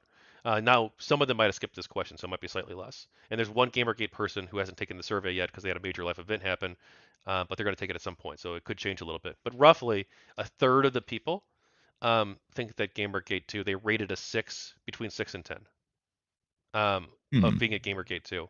And then everybody else was 5 or lower. I don't remember the exact breakdown. So I don't think that most of the people involved consider it GamerGate too. But there is a significant cohort, like 30%, let's say roughly, who do think that that's an apt term. I asked the Hmm. question specifically was, I think it was, would you describe this as GamerGate too? Yeah, and that was Okay. kind of the question I was Or trying no, to I think it describe was you, it was or have you strongly agree or answer, but you did that better. yeah, strongly agree or strongly disagree. Is how it is Ah, actually, and then it's the statement that they're strongly agree or disagreeing with between 1 to 10 is I would personally consider this GamerGate too. I think that's the exact methodology. I believe it was. yeah. Oh, I think And your question how was much better than mine. But hmm, so if it's not actually up to like the standards of like a Gamergate, do you think that this still kind of is birthed from the same place, or this is kind of caused by the original? I hear a lot of kind of tentative connections between people involved and people that are being used as certain consulting companies, and then perhaps even people that are funding it, which So is kind of there's definitely parallels with GamerGate, like one of which is the media's extremely bad coverage of the situation, leaving out specific parts, in some cases deliberately leaving out information um, that would be in the public interest to know, and leaving out parts of the story to make it look one-sided. That's like one thing that's 100% um, similarity. And then two, I think that a lot of the same like ideological forces, quote unquote, that were doing the misrepresentation and that probably exist within like the company like Sweet Baby Inc. and maybe other companies too. I don't know. Um, like this sort of like weird woke progressivism. Um, like that is like the same kind of ideological mindset that a lot of the anti-Gamergate people had. And they yeah. also It also there's like a has lack of discussion generally about this topic. Like Melissa yeah, Mercante, I've reached out to her many times, other people as well to see if they want to talk, and not too many of them will. yeah. It Though is Soy Edel disappointing. I and think Brianna Wu did with me, so I guess props to them. And then Nicole yeah, Sund actually talked about possibly um, participating in the discussion as well, but ultimately she had other stuff going on. So there are people who yeah. are I in mean the more progressive camp who want to talk. So like there's a difference between like the people who hold like the social justice like aesthetic, I guess, because they generally are like pro diversity, they're pro representation of like media being important, and they generally hold these views, but are like normal people who are like willing to have a conversation and disagree and believe in free speech and discourse. That's not illegitimate. Like that's a perspective that a lot of people hold. And then there's also people who hold like those same ideas, but they also believe in shutting down all discussion, and they don't even tend to like the pro free speech progressive people or woke people or whatever. They're not woke at that point. They're just like progressive. yeah, there's definitely stuff out there that it sort of just goes against them, goes against the narrative. They could I think they personally bringing back the discussion of ethics in YouTube in general would be helpful, but I don't think they want to do that either. It's just liberals just I think for this current movement, I've seen sentiment not just from the people calling themselves Gamergate 2, but other people who are supportive of them, but they still think a lot of the actors are rather stupid overall. They just want to see the world burn. I'm wondering if that even came from Gamergate, the original Gamergate, how everyone feels like it was misrepresented it. And if maybe yeah, if we had a time machine, go back and they represented it fairly, like yes, there was a lot of harassment, but there was an ethical thing. Do you think we would be seeing this nowadays as badly? Sorry, that's like a whole alternate history. Like we're changing the past decade. I don't know Yeah, what kind of sorry. changes this would be. No, but no, it's a good question. I just don't. I honestly, I think things would be a hell of a lot better. And maybe like because like I think Gamergate so was a too. cultural flashpoint that, but I feel like the culture war shit was going to happen no matter what. Gamergate just happened to be the thing that blew it up so big. And the culture war stuff. Now, Yeah, when it comes to like and the if they now the games press would probably be like way more ethical and maybe like normal people would have like a higher level of trust in like normal journalism, probably as a general matter if they didn't like know this one major story that still hasn't been corrected for in many publications. Yeah, I mean, sheesh. How they pulled this stuff off in the first place is a little weird. And since we've had a lot of high profile cases, you know, we had the Me Too movement for like women, and Johnny Depp sort of shattered that in the media. Then you had the whole Black Lives Matter pushing with that. Well, And then like to we be had clear, like base. there were like with the Me Too stuff, like there's like legitimate cases of people who were Yo, legitimately there is abused, and then there's legitimate also people cases. who, I'm right? not.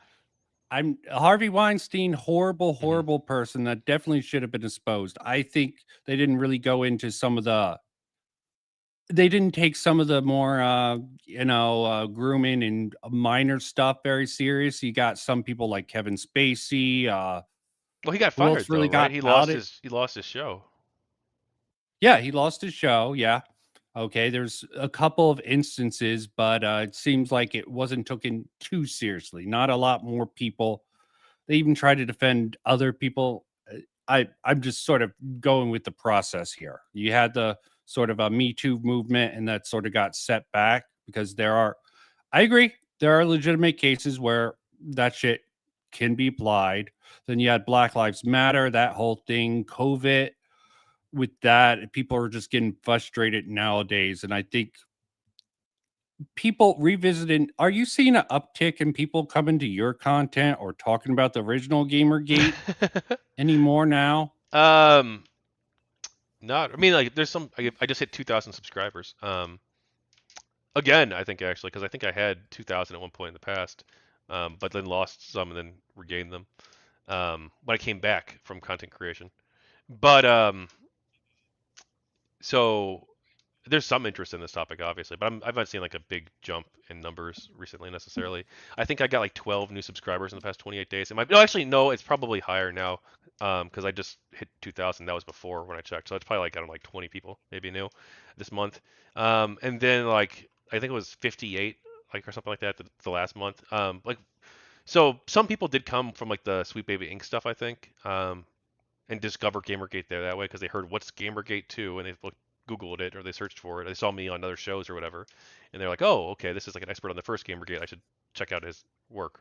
So I got like during that I got like I think like 58 or something there that month, um, but less this month. And there's some interest in it for sure. But with the 10-year anniversary, there's probably going to be more. Plus, I'm like doing a media tour like this, so I'll probably gain some more subscribers that way as well. Raymond Wallman, the documentary filmmaker for the Airplay documentary, he says that that with the Sweet Baby Inc stuff, he did get that was like one of his best months in terms of people buying buying access to part two. He said. Nice. Yeah, I mean, you 10-year figured some of these anniversary. people would go. Hell yeah. Could be You even bigger. would figure these people would come back, like with side scrollers. All the people, even Brutus, who was just a complete normie before all this, had to. It was Dev who explained the original GamerGate to him. Okay, they just seem so ill-informed. It would be nice to sort of make Well, I've parallels reached out to between side these groups. scrollers and I haven't heard back yet. So other I people mean, too. I think history doesn't necessarily repeat them itself. It sort of moves in a spiral. There should be certain lessons to be learned. And you've been a gamer, right? You're friends with gamers, all in the gamer. Okay, Spear. I would assume. Okay, you see it. General attitude of despondency after Gamergate. Did you really feel that within that, or did you draw back from it? Despondency. Let's define that. Basically a general defeated attitude. Okay, basically Um, like some among your people. Gamergate cohorts. I don't think Yes. so. I think a lot of most of these people I think view it as successful. I think there is a certain cohort for sure who do have this doomer mindset. Um, but also I feel like too, and maybe this is because of Gamergate to some extent. I feel like a lot of the Gamergate people, well, they're very divided. It's a hugely diverse group of people, but I think a lot of them lean a little bit more on the anti-establishment side of things. So like left wing and right wing, they tend to be like a little bit more like skeptical of institutions, let's say, more than your average American probably. But like that's not Probably. everybody too. Like there's a lot of people, like a lot of them are voting for Biden, about 30%, 27%, but the outstanding person is was leaning Biden last I heard. So like, probably about 30, 30, 40. Um, so I get 30% Trump, 30% Biden, 40% undecided or neutral, or undecided or third party or not voting. But that's also only of American GamerGaters, and that's my sample size is pretty small. Like I said, it's 27 people, and then probably a little bit less. Or actually, it might be about 27 total. But some of those people were not American, so it might be a little bit less. Because only about 55% of the people involved with GG were American, according to Chris Ferguson and Glasgow's research. Okay. Yeah, I there's definitely a couple of people that came out. So, and yeah, Capritas is Brazilian. Okay, but he didn't know about this. There's some interesting stuff with buried deep in the lore. Let me go into. No, maybe I'm trying to think if I should even bring this up. Yeah, why not? Okay. Do you think there's any thought like Tim Pool? Okay, I sort of subscribe to his sort of idea. It's a little bit off with the sort of like the Occupy Wall Street, how progressive politics almost seemed like a good tool to sort of distract from corporate malfeasance. Do you think there's any legitimate part of that that you would agree with, at least in theory, that some of this progressive stuff was pushed, which led to Gamergate that could have come from just trying to deflect from legitimate corporate malfeasance, which I think we've seen it just culture war seems to be a deflection part from I see it distract a lot of people from legitimate microtransactions and more legitimate criticism of big corporations. Maybe. I mean, Any like to some extent, I wouldn't be surprised if like companies, like marketing teams, um, like if they knew the game was going to be trash, they could like purposely gin up culture war stuff by like having their employees come out and say like, oh, well, if you dislike the Ghostbusters movie, you're sexist or whatever, to like distract from like the legitimate criticisms of the film or whatever, right? I'm sure that things like this happen. Um, and like maybe it's a problem and like maybe we should like criticize it. I don't know, but I would like be very skeptical of like there being like this grand overarching narrative of like, oh my god, the whole all this woke stuff, or the culture war stuff, it's all there to distract from like the real issues. It's the money men behind the scenes. It's the people with the funny hats. It's whatever, right? People have all sorts of conspiracy theories. I don't know if I'd like go. I don't like believe into that stuff. Um, I'm sure companies will use it to like okay. their advantage to like try and like distract from criticisms.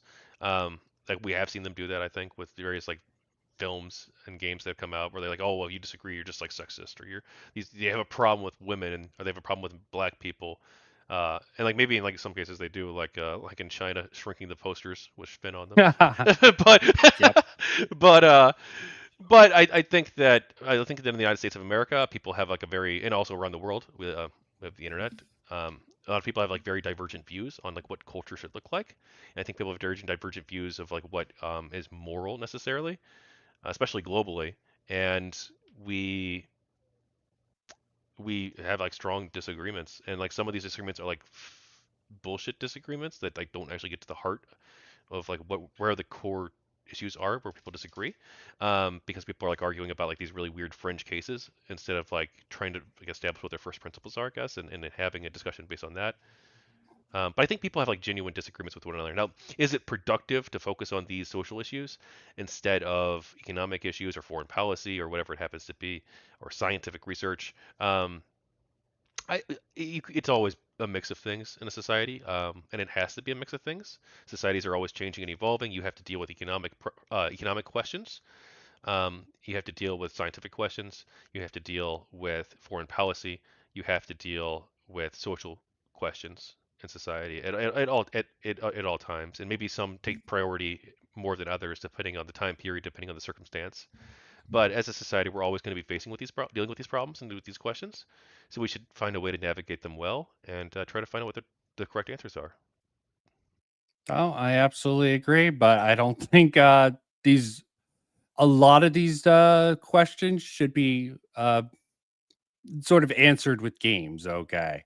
And that's probably the sort of push that Nita started with the racism, which isn't really backed up by, as you said, Ferguson, someone I'm also a fan of and been following for a while because he has a lot of interest in research that I'm not an academic, so I can't do the validity of that. But there was a Aiden Paladin video recently, although question her. Yeah, that was quite informative on that history of the gamer wars, and she picked a good time to insert that, I think. But it was a good.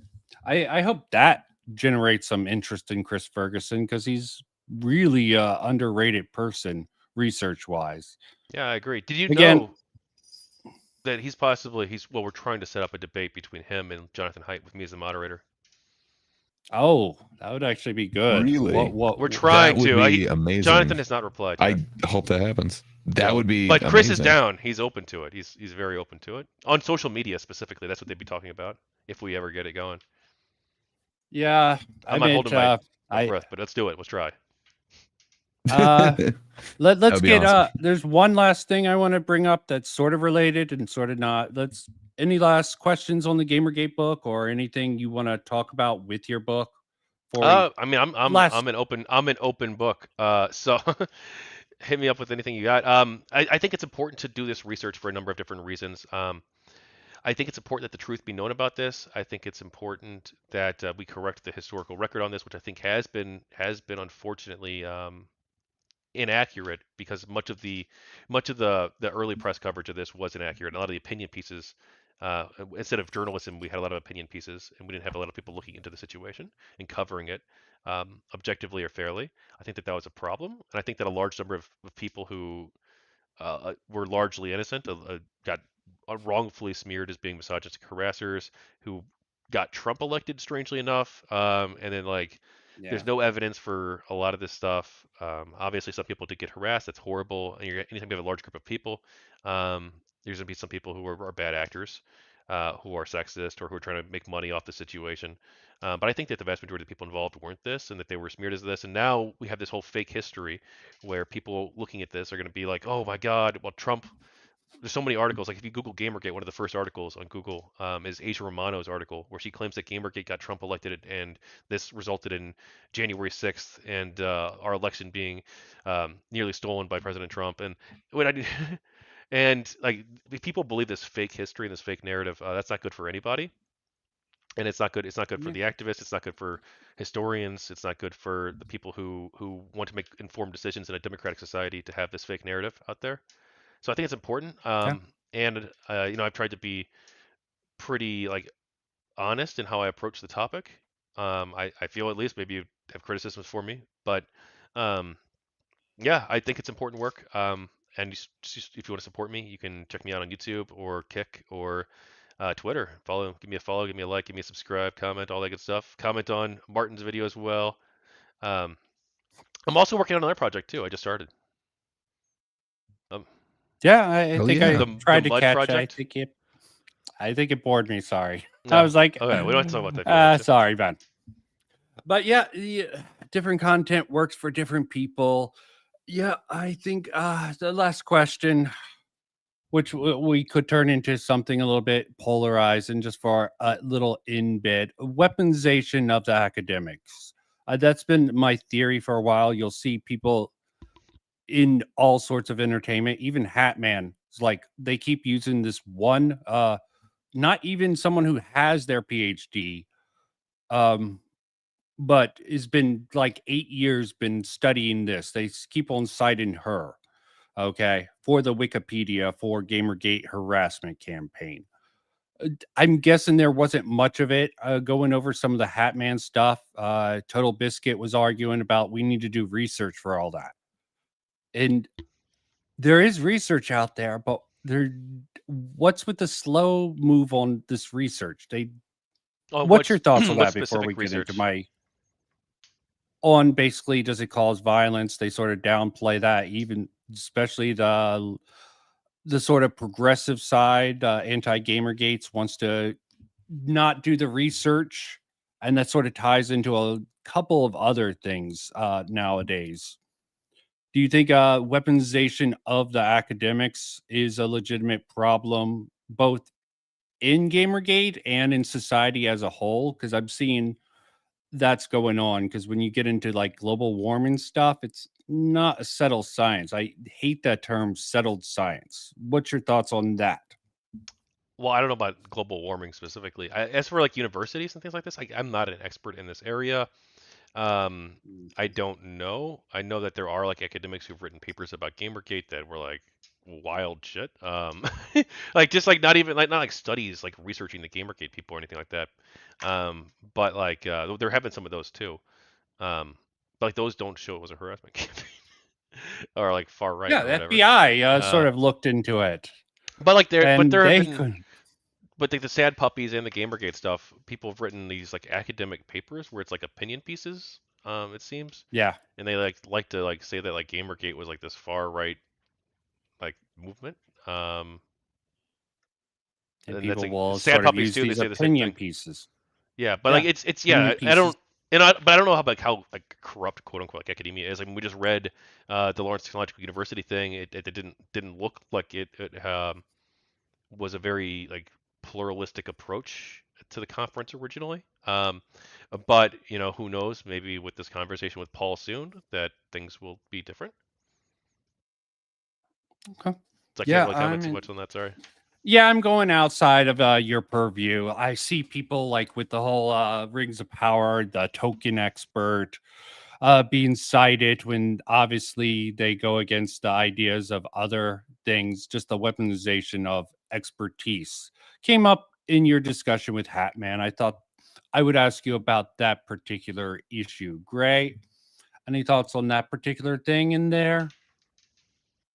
Yeah, I mean, it just seems like it's, another tool in your arsenal, so to speak. So yeah, why not weaponize that too? Yeah, I think, anyone's going to look for, well, those who are not necessarily as honest as they could be are going to look for any tool they could use as some sort of cudgel. And I think that one gets used quite a lot. But I don't know if that's unique specifically to this. Like with 2016, we saw that being used. Like if you're calling it weaponized like education or academia, that happened quite a bit. It wasn't just this kind of niche area. But yeah, I do think interesting theory. I do think that we probably do need to have like a greater degree of like pluralism, and I don't know if it's like affirmative action or what the fuck for conservatives or libertarians or people with more um, views. But like I do think that when you have like these vast divides in terms of who is in these spaces, I think that that probably is a problem. Like there's always going to be like some degree of like liberal bias probably in like academia and the arts, but it probably shouldn't be like as big as it is. I mean, I'm not sure exactly how much big it is now, how big it is now, but I believe it's in many of these industries quite large. Um, and that's something that we should probably like look at, especially for like academia, where we probably want to have like people challenging each other's work and trying to find out what's true and what's not. Yeah, I am thinking we should actually go with the science, go with the facts. People are getting so the liberal left have been on the I've been ramping up, been going all crazy for the last 10 years, it feels like. I And think now there's a we're starting to pushback see a now. liberal. Oh, sorry, go ahead. Yeah, there's a pushback, but the pushback's coming from the liberal right also. There's a pushback of the liberal right. So liberalism is taking its hits nowadays from what I'm seeing. Okay. But if we go with actual try to get into the science of some of the stuff, which I don't think a liberal people are really interested in looking at facts, datas, having standards, peer reviews. Everyone wants to throw all this out the door. And it seems like just an attempt to, I mean, it's good to get people's perspective on it, like you're doing for this Gamergate book, but I wouldn't even know how to do it. I think it would help our society, but this goes well beyond Gamergate. So it would be something just to have discussion on. But okay. Any big questions here I have? Got any last questions, Gray, for the man Yeah, I mean, I writing the guess it's kind of Gamergate just a book? throwaway one, but do you think the effect of that, SVU episode, do you think that was heavy on the discourse on this, or do you think it didn't have too much effect? I know. I'll be honest. I've actually never seen it. I've seen Really? Savvy Lizer. She did a video criticizing it, so I've seen like bits and pieces. Plus, I've seen the memes over the years, of course. I was gonna say you have to have I've seen the seen the memes, like memes. Oh, they're everywhere. 1000%. So I've seen the memes, and Yeah, I mean, it's ridiculous. It's like it's not even like internally considered. Like it's not good writing. It seems like they wanted to like, from my understanding from the critiques I've seen and stuff. Um, it's like even if they wanted to like create this like uplifting story about like women in the gaming industry like overcoming adversity, um, but like their whole message at the end is like, oh, you should just quit. So it's like Yeah. I don't know. Like seems like it's even narratively it doesn't even make sense. But no, I've seen memes. I don't know if it affected the discourse too much. I know people made fun of it, and even like people on both sides, except for Brianna Wu. Brianna Wu uses it like in her congressional ad. She talks about it, um, Oh. and like she doesn't like praise it as like the greatest film ever, but show ever. But she does talk about how Law and Order SVU made an episode about my harassment. Um, Fair enough. Yeah, that's I so, might coming add under but that to so my like, fire. resume so too. she I guess has like a more positive view of it, or she did when she made the campaign ad. But I don't know. But like also mainstream people, like how many of these people, these journalists or like opinion writers in the world mainstream world who don't know anything about gaming, how many of them saw that and thought, oh wow, that's what it's like. But also they probably should find a different job if that's how they're deforming their viewpoints. Yeah, I mean the meme culture seems to be spreading. Okay, maybe you should figure out. I did have one last question about marketing. As you said, you're going through different channels, trying to get the word out about you writing this book, some of your ideas along with it, and I think that's very admirable. But do you have any other plans? Any way to make a big splash with this? Maybe get Destiny to sign you on. I mean, if he wants to As talk with me, that's totally cool. I would like to talk with him at some point. That'd be nice. Um, Mhm. And I just, he's starting his new media company too. So that's something to look at for sure. But I don't know. Again, he probably doesn't know who I am really. Um, Yeah, I mean, as maybe for a other, GamerGate game. Get a guy to do a GamerGate book game. Okay, AirPlay can be like one level. You jump around. Okay, might be a yeah, cute little I, thing. And I but so I'd like to go on. well, no. What do you say? What are you gonna ask? Because I I'm was just gonna answer your saying, question. marketing. Marketing beyond sort of just your interview tour. Yeah. Any other ways you're expanding? So I'm looking at, well, one thing I'm expanding my stuff through doing the Mud book too. Like I'm making inroads with that community as well. Probably gonna gain like some new subscribers from that. Now it's a relatively niche community. It's relatively small, but I already have like the trust of several people in that community, or some people in that community, and there's like it'll be an interesting project to explore. I'll get some new growth that way probably to some extent. I'm also gonna be possibly doing like a Kickstarter or something like that, but I don't know yet if I want to do like a full one where I can try and fund myself for a year at least, and do it full time. But that's a lot of money, and I want to set myself up for success. So I was really working on that for a little while, but then I put that on the back burner because I'm not sure. I'm not sure if I'll be successful or not. So I've got a lot of people Well, who've you already agreed. realize you realize Kickstarter is almost used as marketing almost Well, sometimes, sure, okay? The yeah. hype around a Kickstarter depends on, and I'm sure the message of get the truth out about the original Gamergate would actually resonate nowadays, especially with the tip things are coming to coalescing in a lot of ways, I think, in that maybe just whore yourself out. Sorry to put in those terms, But but yeah, you that's sort one of thing are I've going been. on all these. Yeah, no, I mean, the media tour is one thing. That's not been as successful as I would have liked actually. Like the mainstream people, they won't Yeah. really. Or in the games press, they don't. They're deliberately, I think, ignoring the project. I've reached out to some of these places, like Kotaku Yeah, I mean, it declined, for doesn't suit instance. anyone's narrative in reality, okay? Yeah. The Well, and people anti-Gamergate, even pro Gamergate are just washing their hands of it. Like maybe press Sargon on this sort of shit also. well, Maybe put Sargon and his I might feet have to some the different. fire. Sargon and I might have some disagreements. That'll be spicy. But I already reached out to Sargon. If Yeah. he wants to talk, I reached out to try and interview him. And he never got back to me. And I reached out to him again to see if he wants to talk about the project now. I'm willing to talk with pretty much anybody. So yeah. Yeah. Being a sort of neutral guy and considered a Vincent centrist, I'm sure you get that shit all the time also. What, Do fence you? sitting? Oh, fence sitting? Yeah, you don't take a strong stance either No, way. You're going actually, with the facts. I mean, that's how like some people perceive me probably for sure. But I don't. I mean, I take like hard views, I guess. Like well, we probably don't want to talk about that right now. But like the Mark Kern situation, for instance, like some people disagree with me on that. I think he's he's made a lot of mistakes so far, and it doesn't seem like he's represented the facts entirely accurately in a number of areas. And Yeah. I've spoken out about that. I'm highly independent. If anything, like one of the critiques I get from like the far right people, is that like they don't like me because they think that I'm like a lib cuck SJW. Of course. And then like the far left people, they just won't talk to me. By far left, I mean like woke people. Like they just won't talk to me. Yeah. Really. Or they'll like try and like fuck with me by like sending their followers after me, like Leigh Alexander or something like that. But they're not like having a conversation, generally speaking. Okay. Yeah, it's fair enough. I mean, I I want to admire do you for having the. other languages. How do you do? Oh no, I'm perfectly fine with you talking about admiring me.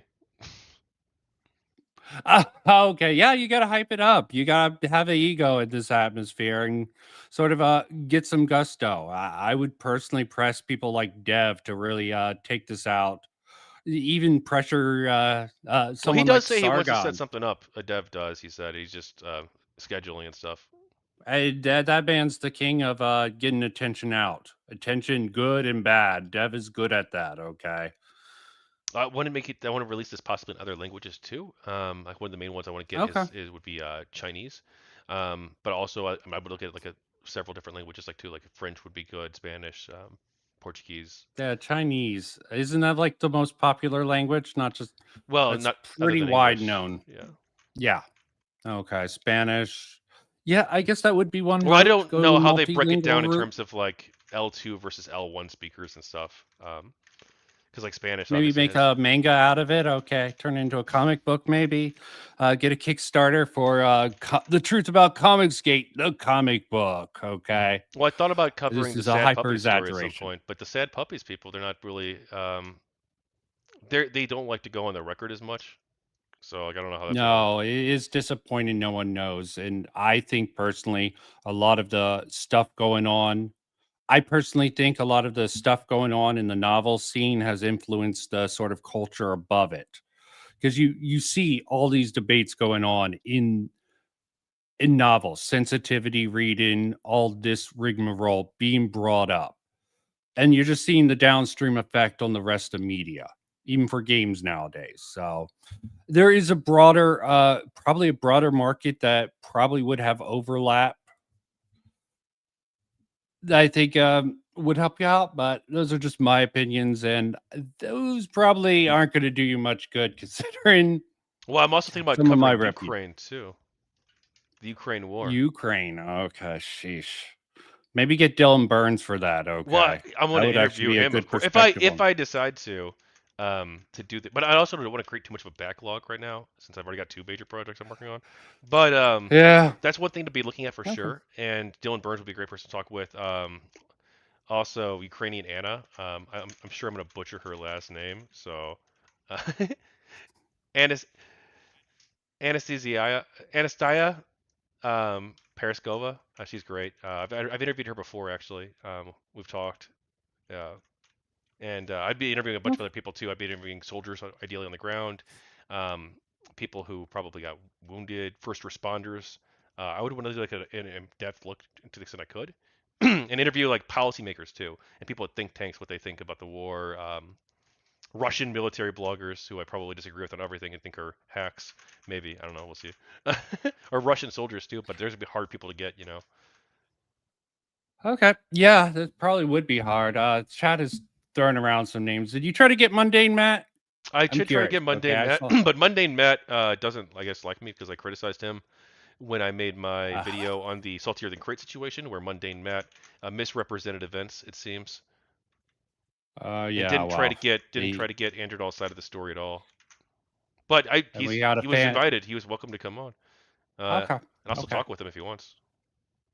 And there's Ethan Routh also. I've I'm he seeing names agreed being to thrown he around. agreed to probably do one most likely, and then he thought it over, and then I did a video just coincidentally it came out around the same time I was talking with him, um, where I talked about how he allowed people to harass me from his Discord server, his Slack server, and he blocked me immediately after that, even though I got his official Yeah. comment on the situation, but I guess he realized it was such a Okay. bad look that he decided to block me.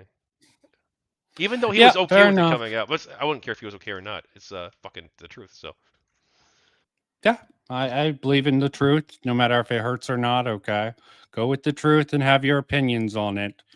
I mean, facts are just so hard to really determine nowadays. It's really disappointing that people can't agree over basic facts. Oh, last take. Try to get you in trouble with this last one. Kyle Rittenhouse. What do you think about that? I'm not like seen every single thing that the jury put out, but I generally trust juries in the United States of America. From the evidence I have seen, he was not. He was correctly found not guilty of murder.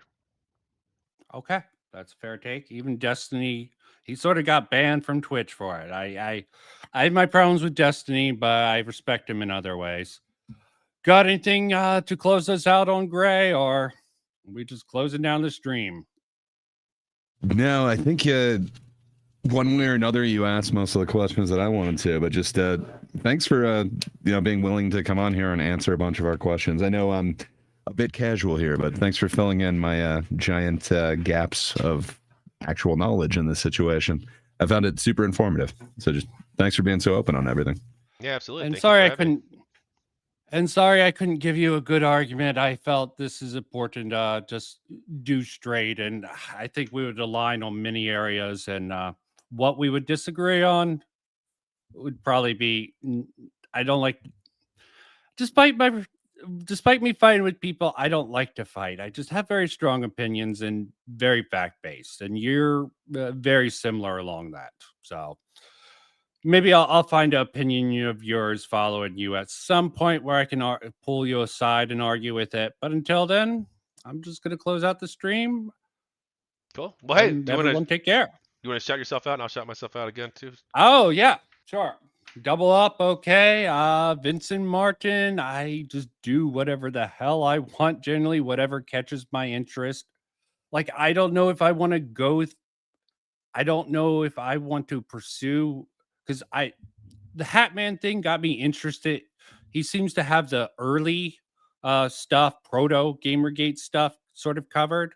Might be interesting to cover it, but I'm curious about the sort of after GamerGate, how that sort of connects to the present. Okay, that might be a project worth pursuing, or I might do something with AI because I think AI is getting really interesting now. But I want to do some more. I saw a few things recently. Plus, me, Gray, and artist friend of ours might have a video come out. Who knows when?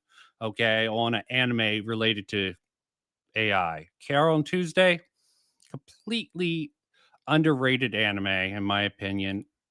Probably for good reason. Cowboy Bebop and Samurai Shampoo probably overshadowed. But there's a debate that we're going through it. Don't know when it's going to come out. We're discussing the anime and we're discussing how it relates to AI. And I talk for too long. So, Gray, also plug yourself. Yeah, go and check out The Thinkers every Thursday on That Darn Kidda's channel. Always a fun time. Bunch of people from at least 3 different continents putting our heads together and thinking about something. Not necessarily answering it, but, come join us. It's fun. Yeah, maybe you should get on that show, Tachyon Blue. That might be an interesting sort of crossover. Okay, well, maybe you guys can talk over. Cool. But this is the end of the stream. Bye-bye. And I'm Tachyon Blue on YouTube and kicking Twitter, so cool. Oh God, sorry, I didn't let you do it. Oh no, you bastard. It's all right. I'm still live on my end, by the way. I'm gonna close her down. Okay, sorry, man.